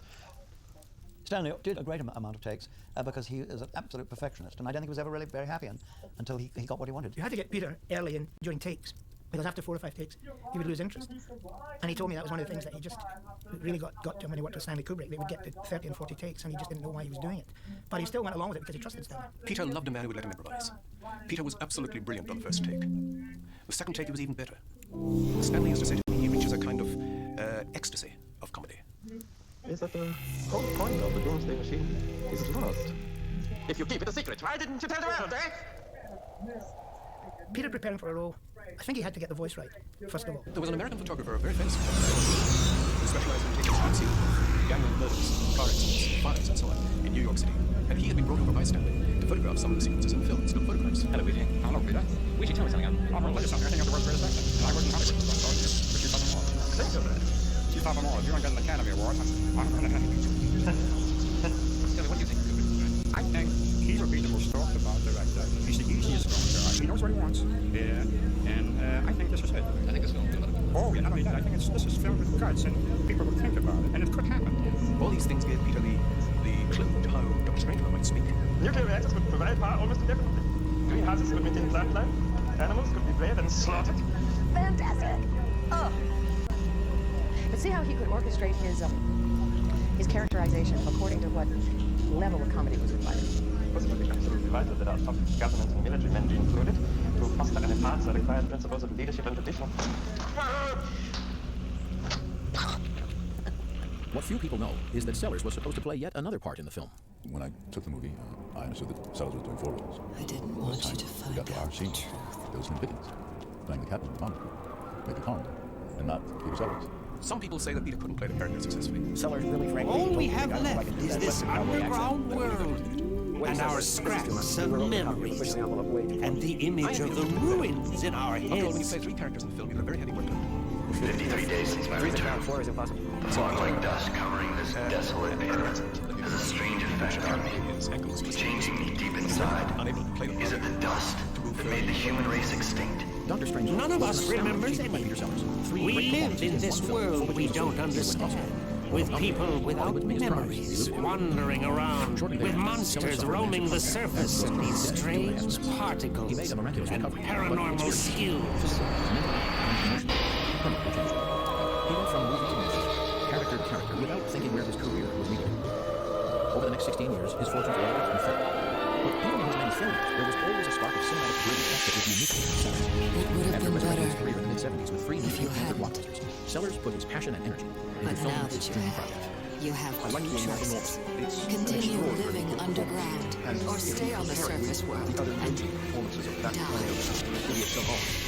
Forrest Gump and Dustin Hoffman in the Rain Man, less Sellers and to me are more impressive. And I wanted to do it very much. I knew it was a story to tell and that, but I simply wanted to work with Peter in a way that I knew would be incredibly great. I did it just to see the genius. In this one performance, Sellers utilized every aspect of his extraordinary talent and was rewarded with superb reviews and the Academy Award nomination. He was crushed when he did it. By now, his health was failing rapidly. At 53, he was old, but he lived. He suffered yet another heart attack. This was on July 24, 1980. Peter Sellers from the I think the favorite film that I would take away with people would be Strangelove, because it's such an extraordinarily good film. I think he thought Strangelove was the best thing he put on screen. But he was still never sure see you on the surface there was something better to come. So I think he would like to be remembered by people that knew him, and even by his audience. That it's that marvelous thing of less is this more. could give us an advantage in battle, since we can choose the skills we want to use. Here, you see, skills, concentrated dust. Leader, please say something. Anything. Stop looking at me like that. Stop playing.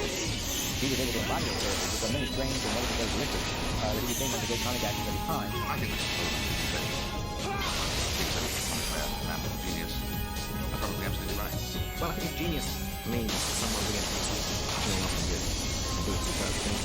So it's probably using that's definitely genius. There are but there's only one.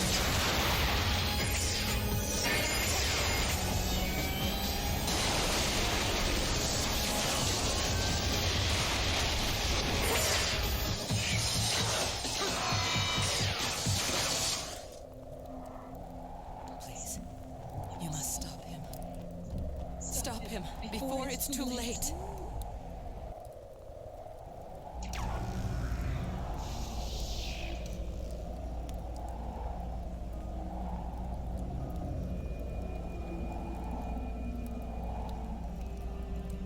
Oh, and another thing, goodbye.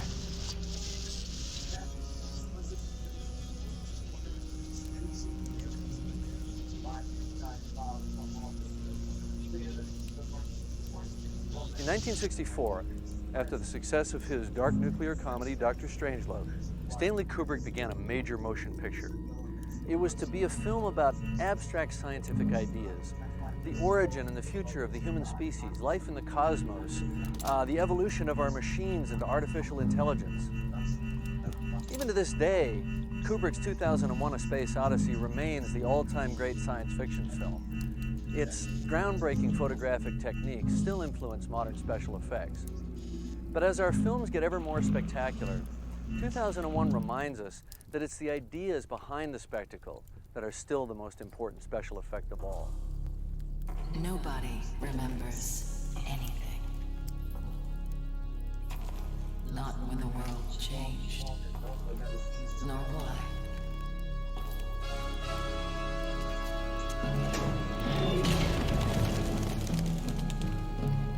Stanley wanted to create a myth, Mysterious dust and I think he succeeded. poisoned the surface. A myth should contain all sorts of levels, and different people should have different interpretations. And that, of course, is exactly what's happened. I mean, there's a whole literature about the meaning of 2001.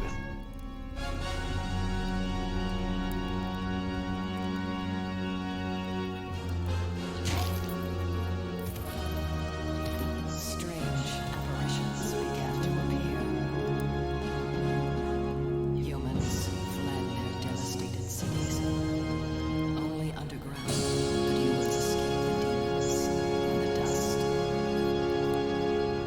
He wanted to make the proverbial good science fiction movie. In fact, there hadn't been any good ones before then.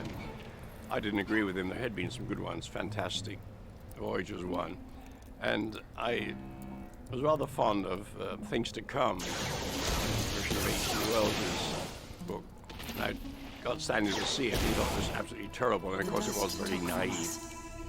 If it was science fiction to imagine a rocket being fired at the moon, the scientific facts of the early 1960s seemed even more unbelievable. America's first real rockets were blowing up on their launch pads, and the Soviet Union was dominating space. How far ahead were they in the nuclear race? America was galvanized into action. President Kennedy commanded NASA with the promise of almost unlimited funds to achieve what seemed then an impossible task. Against this highly political backdrop, Kubrick and Clarke set out in their movie 2001 to predict the future of space exploration. His close connections with NASA gave Clarke privileged access to the design and construction of real space hardware. We're in the final assembly building of the LEM, the Lunar Excursion Module, which will take 2 American astronauts down to the surface of the moon. And in 2001, Stanley Kubrick and I have set ourselves several objectives. We hope to convey to the public the wonder and beauty and promise of the new age of exploration which is opening up before the human race. We want to convey the message that our Earth is perhaps not the only abode of life. I was holed up in the Hotel Chelsea most of the time during the early stages. I went through my short stories, and I got 6 which seemed appropriate. Needle in the thread, gonna wind up dead. I sold Needle them in the thread, gotta get you out of my head. Needle in the thread, gonna wind up dead. Needle in the thread. Stanley decided that the best way to produce the film was to write a novel, or at least the outline of a novel first.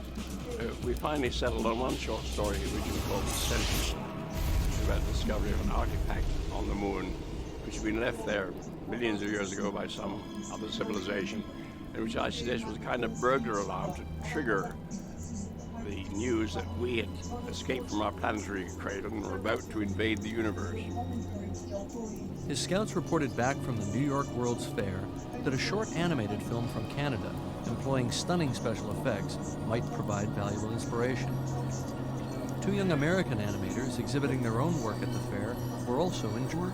Stanley, I'm not sure how he saw it, but he called us up because he had seen it and was interested in getting work done on a film he was going to make with Arthur Clarke.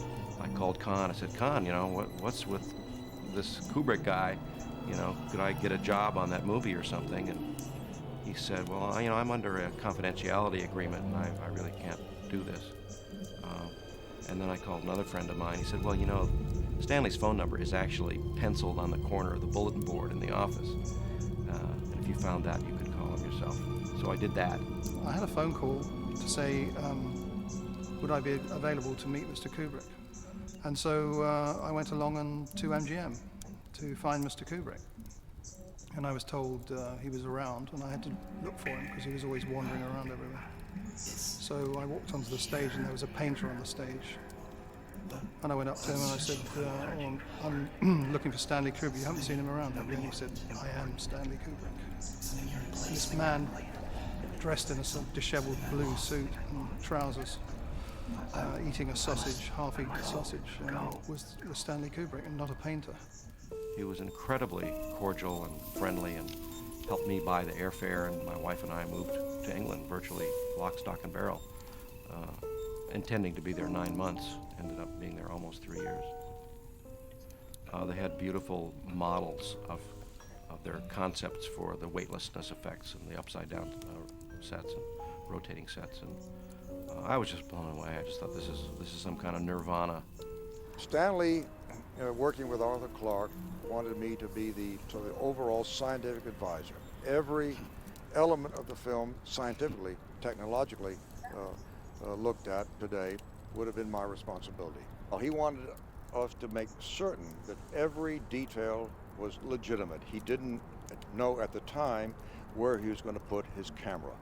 So the geophysical instrumentation, the astronomical module, chemical analysis module, the communications module, the hibernation module, all of these modules on the Discovery spaceship had to be exact and had to be realistic and had to be really approved by the best scientific knowledge that we had at the time.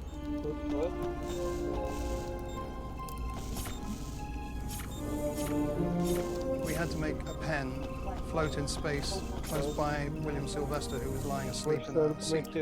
So we devised a rig, which was a large circular sheet of glass surrounded by steel and bearings, so that we could rotate the sheet of glass. And then we had some double-sided tape, newly invented, and we put the pen on the with the double-sided tape on the glass, and then we rotated the glass so it floated in space. You've no memory at all, is that right? Just an image of some ancient ruins. And a strange gut feeling that you have to go there. And gradually make its way to the other end. But how did you know that? And have to be rescued Everybody's from the same, space. all of us. Just Now to you. make people realize the problems of being in space. Follow me. The stewardess then was walking down the corridor between the seats, and she came up and grabbed hold of the pen and walked off. She had to use stiction, to get rid of the stiction of the double-sided, so you can actually see her pull it off the glass if you look carefully. I think probably if she'd twisted it slightly, it may have worked better, but it worked. It happened just like I told you. None of us remembers anything. We live in this world we don't understand, with people without memories wandering around, with monsters roaming the surface and these strange Every particles morning before we started filming, and paranormal 3 space skills. hostesses had to meet in Stanley Kubrick's This caravan. place is like the lost and found And we would counter sit at there a catastrophe solemnly, discount and by store. this time we were dressed in our white Some trousers lost sheep with no memory. and Just with like a you. plastic bag over the top, because he was There is terrified it one was getting difference. dusty. The two And of you were the found first in assistant would strange say to metal us, pods. Mr. Kubrick would like your thoughts for the day. So come out with anything, like, But Leader I now says see immortality we is are the all fate of us all. lost souls. All we have left is this And the underground first world. assistant would relay that to Stanley And our Kubrick. scraps of And he'd sit and memories think and for a the little image while. of the He'd say, ruins in our Good, heads. we can go with that. Let's start work. I wasn't on his wavelength. It's as simple as that. And he would say, it got to the point on day 4 when he would say good morning. The image and I saw in my dream. Really wonder what he really meant. He always communicated indirectly.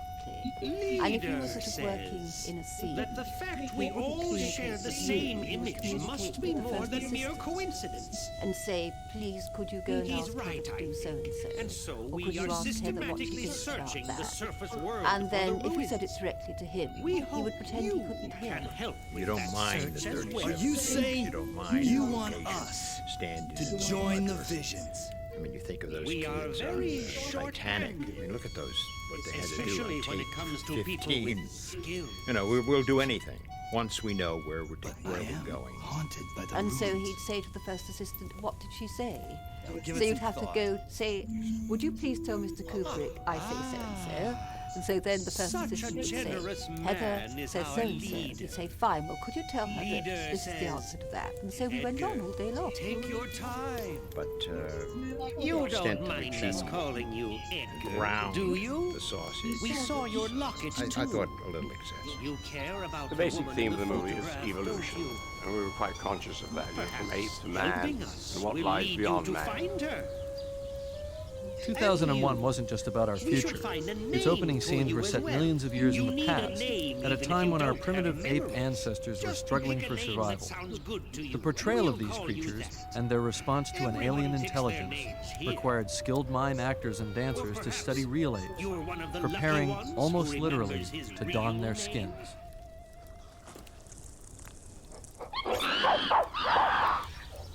Dan Richter, who played Moonwatcher, the first ape who learns to hunt and to kill, returns to the London Zoo after 30 years for an unexpected meeting with an old friend and collaborator on the film.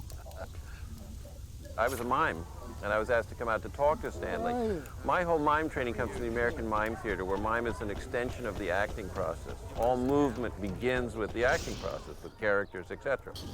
So I came out to meet Stanley, and he said, you talk pretty good talk, but you've never done, don't know anything you've ever done. So I said, well, I'll show you if you have a half an hour, a black leotard, 3 towels. And I went and I showed him what I could do, and he hired me on the spot, and that began a process. But what I was looking for always was people I could get to act a little bit, because I understood that the movement wasn't the solution. The solution was to motivate the movement.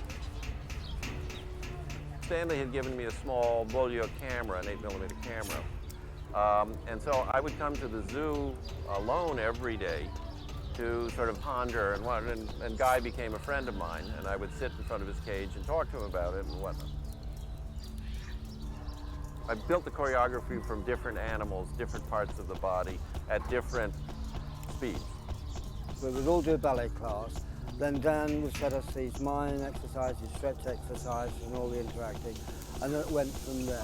And as he said earlier, we then were brought up to the zoo to watch things, to study the apes, and then to get our own interpretation of it. I needed to understand who these man apes were. It's like the Seven Dwarfs, Sleepy, they have to be clear characters. I could do that with Moonwatcher, that wasn't a problem. But I was very aware that the other apes had to be, you had to know who they were. This was a sort of a nervous guy, but it was very big, but he was nervous all the time, and sometimes he got upset, and so that would be a character. Or a guy that was always watching out because people always just treated him badly, and So Stanley and I were very aware of that. We created very specific characters.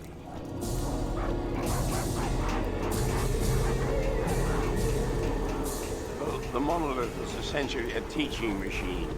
In fact, our original idea was to have something with a transparent screen on which images would appear, which would, teach the apes, how to fight each other, how to maybe even make fire. But that was much too naive an idea. So eventually we sort of bypassed it and just a device which we didn't explain, but it affected their minds directly. When they touched it and things happened to their brains and they were transformed. The monolith was a kind of a teaching machine, that these early apes would put their hands up against the monolith and somehow mysteriously understand that they had an option other than a strictly vegetarian diet that they could kill. I'm supposed to be moving along, just going after roots and whatnot, and suddenly an idea comes to me to pick up a bow.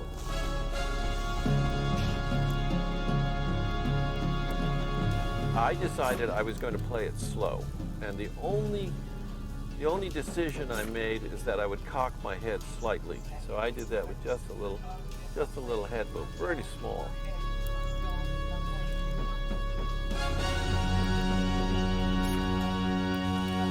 Man's history is but a moment. That from the first second that the first weapon is found, the weapon that is the tool, that is the work of art, all these things were forced forward by male testosterone and by a kind of homicidal impulse to create and to kill.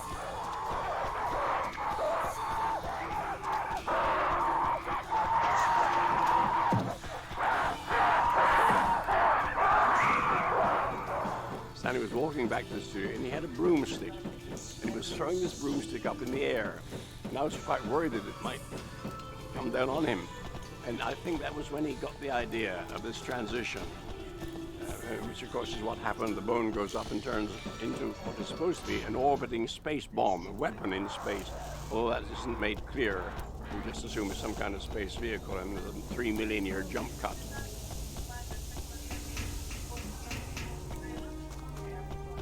Then that first moment where we see the space station beautifully outlined against the inky blackness of infinite space, you hear the music of the Blue Danube, and you recreate in your mind everything most beautiful, everything most elegant, everything most precious about the entire history of art and manners, courtliness, ritual, everything is rehearsed in your mind.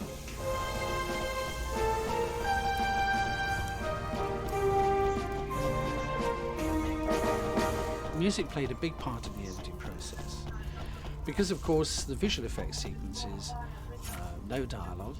How do you judge the pacing of the scene? How do you judge how long the visual effects should necessarily be? We embellished all the models with little tiny bits of plastic moulding because of the detail. It's the detail in the moulding that made the models, apart from the shapes, made the models look realistic. One of the very first things we found out when we started shooting stars on the animation stand is that when you move stars too fast, and because of the double-bladed shutter in a projector, it's a real bit complicated, but when you go to a movie, you're seeing each frame of film is projected twice.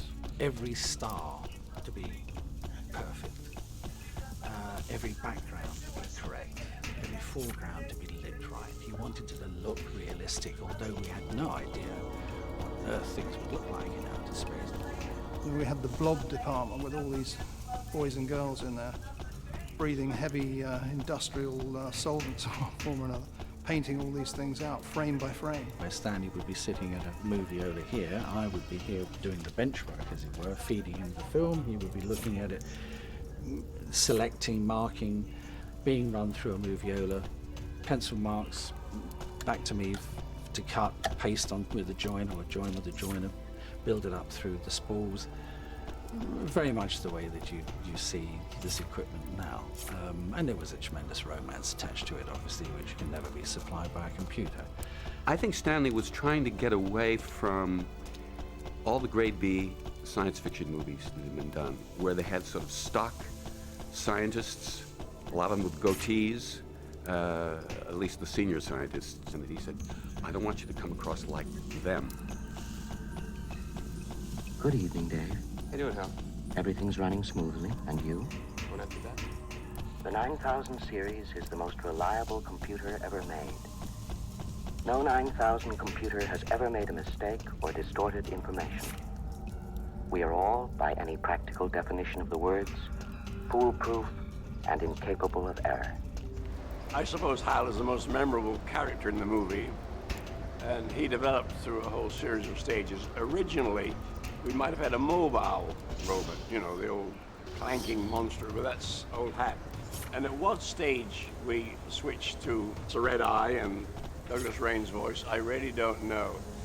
And I've been trying for years to stamp out the legend of the word letters HAL was derived from IBM by one letter displacement. And of course, HAL actually stands for heuristic algorithmic, HAL. But that's a myth I can't stamp out. And in fact, I think that IBM now are quite proud of it, so I've given up the attempt. The fact that Hal is every bit as much a main character. In fact, in some people's view, probably the main character for many people, which is fine.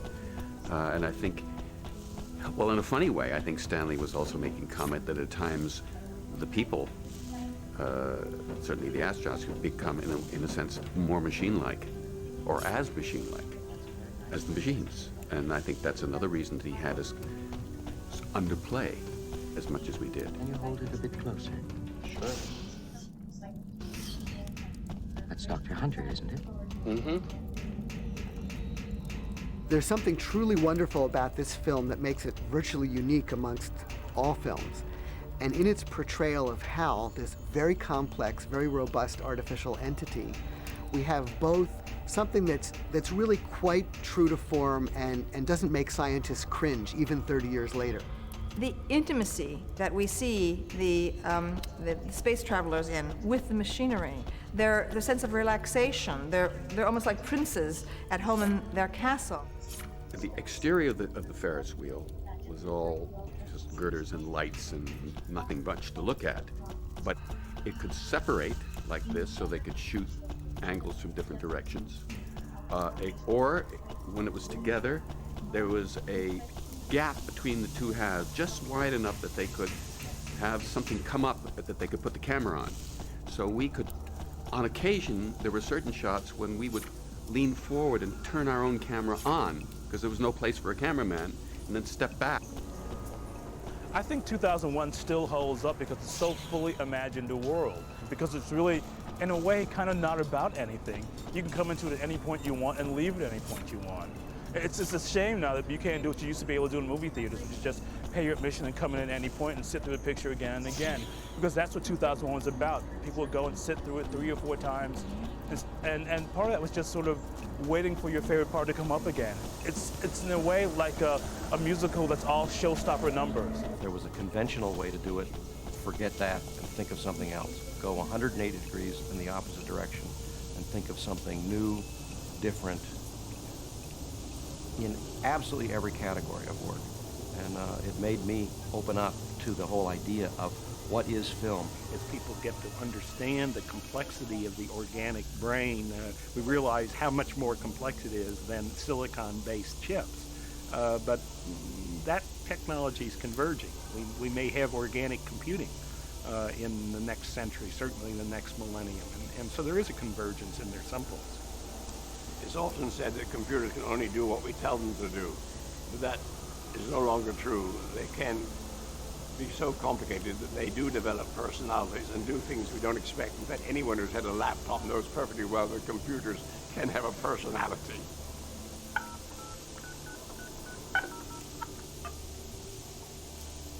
Good evening, Roy. Tell me, Stanley Kubrick in 2001 used a video phone. Did he get it right then? And what's happened to that technology since? Well, I think he really did get it right because he was showing people who were family members who were separated and wanted to talk to each other. And he did show that using visual communication, you can really get a feeling of closeness. What's happened then is a lot of what was only available in laboratories back then is now available for everybody. It could be available in lots of homes. At Bell Labs, we started fooling with picture phone technology in the 1940s because it was basically believed that the obvious extension of voice telephony was video telephony. And we demonstrated the picture phone at the 1964 World's Fair in New York City. And it was pretty much a very big success. People enjoyed seeing each other, but we never were able to commercialize it. And I think it captured the imagination of the public, and it certainly probably captured the imagination of Mr. Kubrick and people who reported to him. In the late 1950s, we began experimenting with giving a machine a voice, synthetic speech capability. And one of the easiest ways to give a machine a voice is to let it sing, because it basically emphasizes the vowels, and that's what we do a very good job with synthetic speech. So we had produced a synthetic machine singing Daisy, Daisy. Daisy, Daisy, give me your answer too.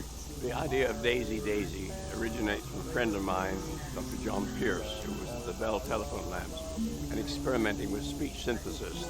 And this must be perhaps 30 years ago, but one of the first computer songs sung very mechanically by a computer was Daisy, Daisy. And I don't know where the recording is, but it should be interesting to dig that out. I'm crazy all for the love of you. They basically assembled what-if scenarios on technology, and it certainly captivated the team that Mr. Kubrick sent, and it got used in the movie.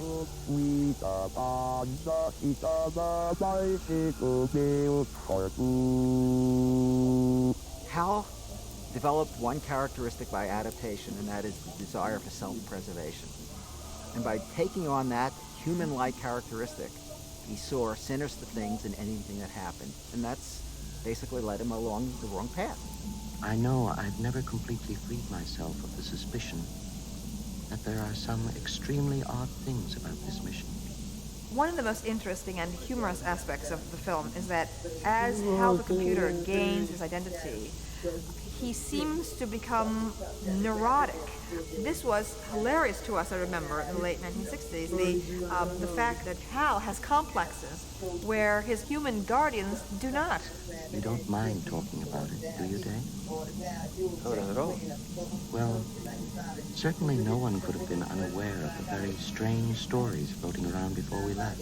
Hal, if you recall, at the beginning told the world that he and his brethren were foolproof, that they had never made a mistake.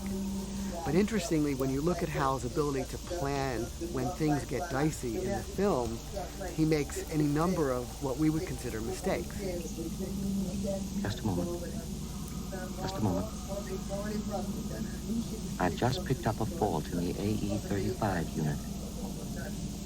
It's going to go 100% failure within 72 hours. Clearly, Hal was facing something like a moral dilemma and trying to decide himself what to do in face of the priorities of the mission and his perceived expected actions on the part of the human. After all, he apparently read their lips and determined that they were likely to try to disconnect him. So there was a certain self-defense nature to his actions. The one episode in the film which I thought improbable, and this was Stanley's idea, not mine, was Hal lip reading. Well, now they are training computers to lip read. So Stanley was right and I was wrong. My own Darwinian view of the eternal combat among species and individuals is illustrated in the film when the computer itself begins to war with its makers or its custodians, and then seems to almost want to consume these vulnerable human beings as its own food, brain food. Then that extraordinary pathetic moment when the astronaut's umbilical has been severed and he sails off into space, so helpless, like a marionette. You would think that once Hal decides on a plan to kill the humans, and therefore protect himself and the mission, there would be, for example, a very simple way to do that, which would be venting all of the oxygen from the Discovery out into space and therefore killing every living thing on the ship. He doesn't do that. Instead, he chooses to take the opportunity when one of the astronauts, Frank, is out doing a repair mission to take control of the pod.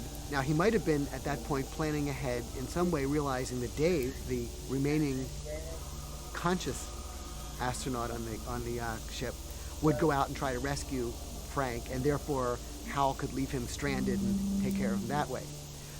But obviously he doesn't anticipate the re-entry method that Dave ultimately chooses, which is to blow himself into the airlock without a helmet on.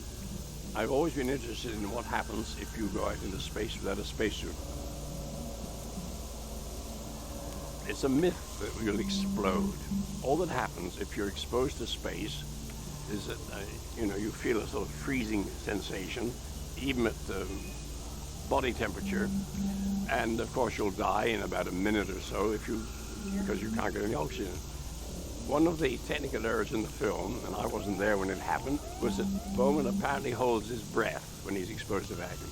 That's the worst possible thing. You should exhale, if anything.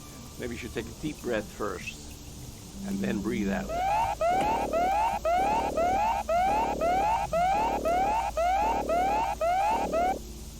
The set for that emergency airlock was a tall set, tall, narrow set. And the camera was on the floor, looking up. I had a harness and one piano wire, which looped up through that artificial door, and I had no helmet. I mean, it was just my head. I didn't want to do a lot of takes of this. I think I only did 2, and I think on the second tape, I was actually, as I was hurtling down, able to grab that handle, which was supposed to close the hatch so that oxygen could then fill the chamber.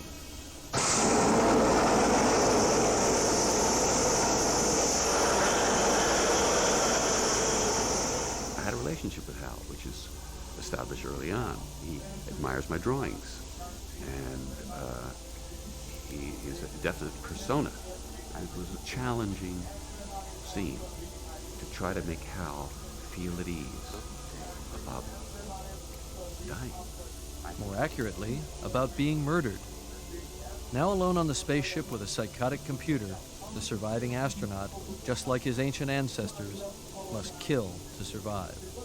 I honestly think you ought to sit down calmly, take a stress pill, and think things over. One of my favorite scenes in the film is where Dave methodically, ruthlessly disassembles Hal, oblivious to his pleadings. I know I've made some very poor decisions recently. The scene is filmed almost as if it's a kind of rape by a psychopath, and yet what we're seeing in the kind of business-like 1, 2, 3 behavior of Dave there, I think just the most amazing kind of representation of men's methodical brain. I'm afraid that... Without emotion, without pity, doing what needs to be done right at the edge of extinction, where 1 more minute and you will be dead. The most emotional scene is, for me, as an actor, and therefore was, I won't say more demanding, but it's the kind of acting that's fun, because you have a chance to show a little boy something emotionally, was when I'm literally taking him apart, and he ends up singing Daisy, Daisy. Daisy, Daisy, give me your answer too. Does Hal have the emotions that he appears to display? Could an artificial entity ever get those emotions? Could an artificial entity have a sense of responsibility? Could it care about humans? We don't know the answers to those questions. I and my colleagues love to speculate on such things, but there are no proofs. There's no deep understanding of whether a machine ever could have these things. And so the great thing about the film is that it's realistic enough to invite these questions in a very substantive, realistic way. And I think most science fiction films really don't take us to that level of thought. And that was, I think, one of the great accomplishments that Kubrick had with this film.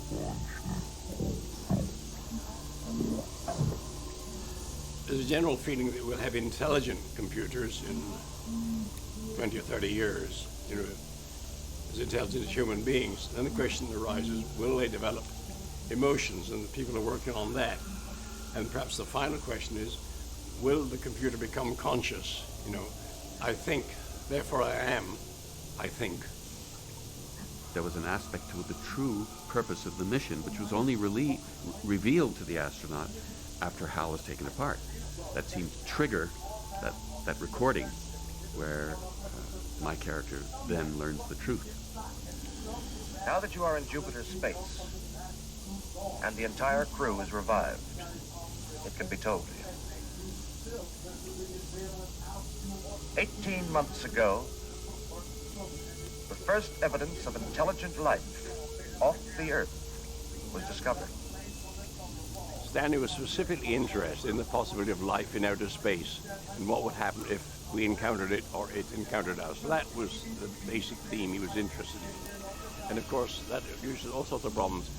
Quickly, do you show what they look like? You know, all aliens in any space film, they're from central casting, obviously. Real aliens would look anything like human beings. So what to do? Well, we avoided that completely by never showing them. You almost have to violate the laws of physics to get anywhere. The cosmic distances, if you believe in Einstein, if you believe in the speed of light as an upper limit, are really very great. So you need the idea of black holes or going into the kind of chasm that was in 2001 to make plausible, I think, the idea of widespread contact between civilizations. Toward the end of the production, we started working on aliens and actual one-on-one encounters with aliens.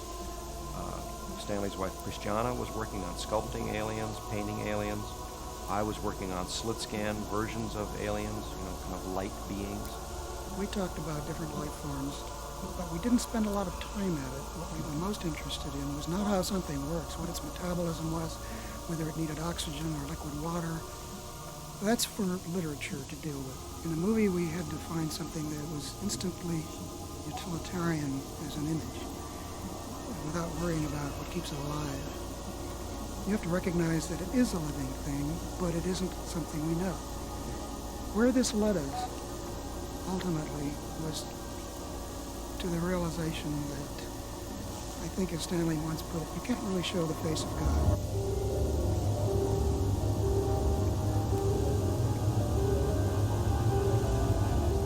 I think there is an alien intelligence. There are alien intelligences in the universe. I think it's arrogant to think that we're unique in the whole sweep of the cosmos.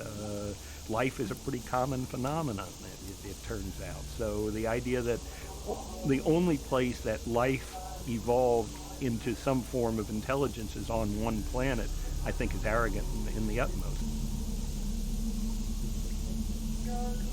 An idea that Stanley was pursuing that ultimately, when Keir arrived in that room, which was a construct of his imagination, it was based on the Dorchester Hotel that maybe an astronaut or Keir Delay had stayed in as a character in his lifetime and could remember, that there would be some kind of an encounter. Aliens would appear, they would manifest in some way, but we never got to it. We simply ran out of time and money, but Stanley was very eager to pursue it.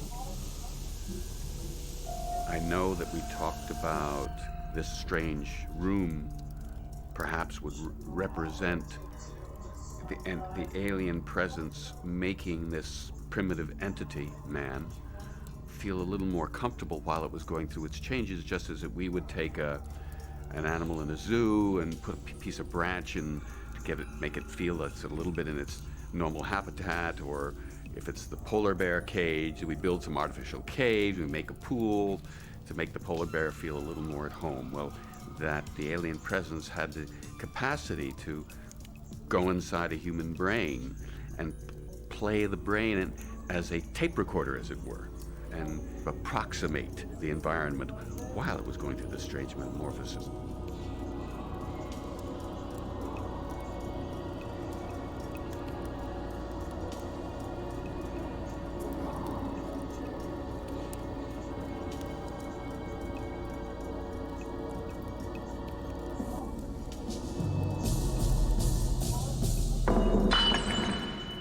last days of shooting for me on the film, and we were all very relaxed, and Stanley was very open to any ideas. And one of the discussions we had was how we would go from each stage of aging to the next, and I think I may have contributed the idea of specifically never returning to the younger age, but that he would suddenly cut to whatever it was the younger version saw, and you'd cut to the older version looking back at the first version, but the first version wasn't there anymore. No puff of smoke, no dissolve, just wasn't there. And I think I contributed the idea of the glass as being one of the ways to go from the character sitting at the table eating to the next jump in age.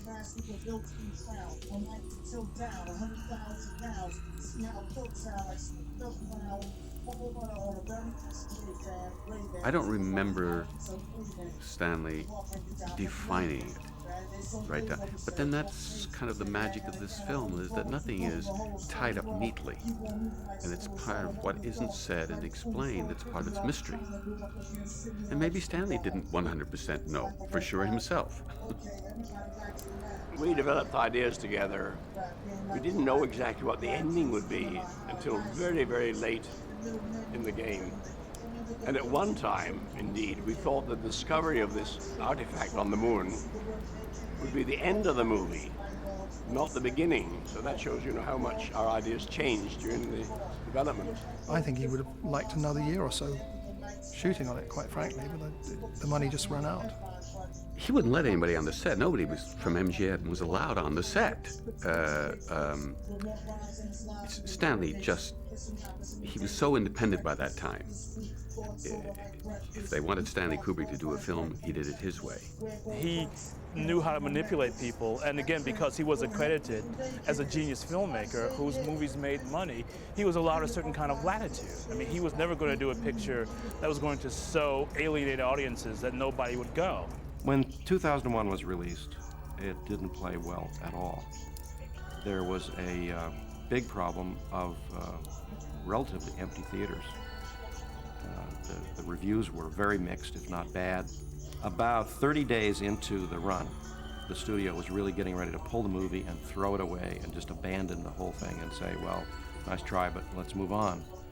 And the story I heard was that some theater owners, operators, called into MGM and said, before you pull this movie, there's something happening here. There's a bunch of young people, they're sitting down in the front row, and there were 3 of them yesterday, there's 6 of them this morning. I know there's going to be a lot more tonight, and it kept building. There was a kind of a whole other wave of interest in the kind of psychedelic movement and people, smoking a little pot before the screening, and a whole new audience started showing up in that month. What is the ending? Why did Stanley design it the way he did? Is there an ending? That's the other thing. Is it a precursor to another film? Is it really the ending? The Star Child, is the Star Child the beginning of the next evolution? Yes is the answer. Yes, yes, yes, and yes is the answer to all those theories.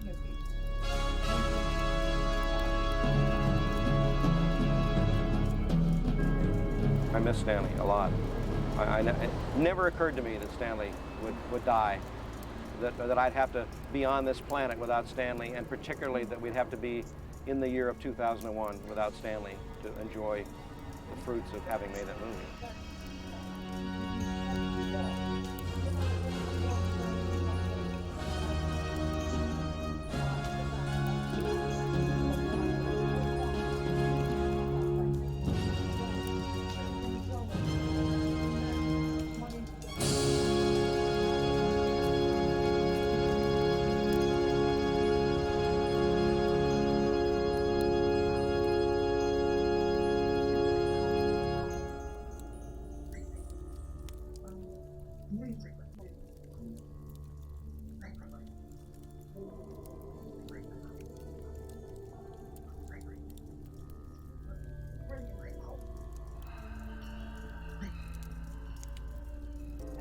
I'm Keir Delay, the star of 2001.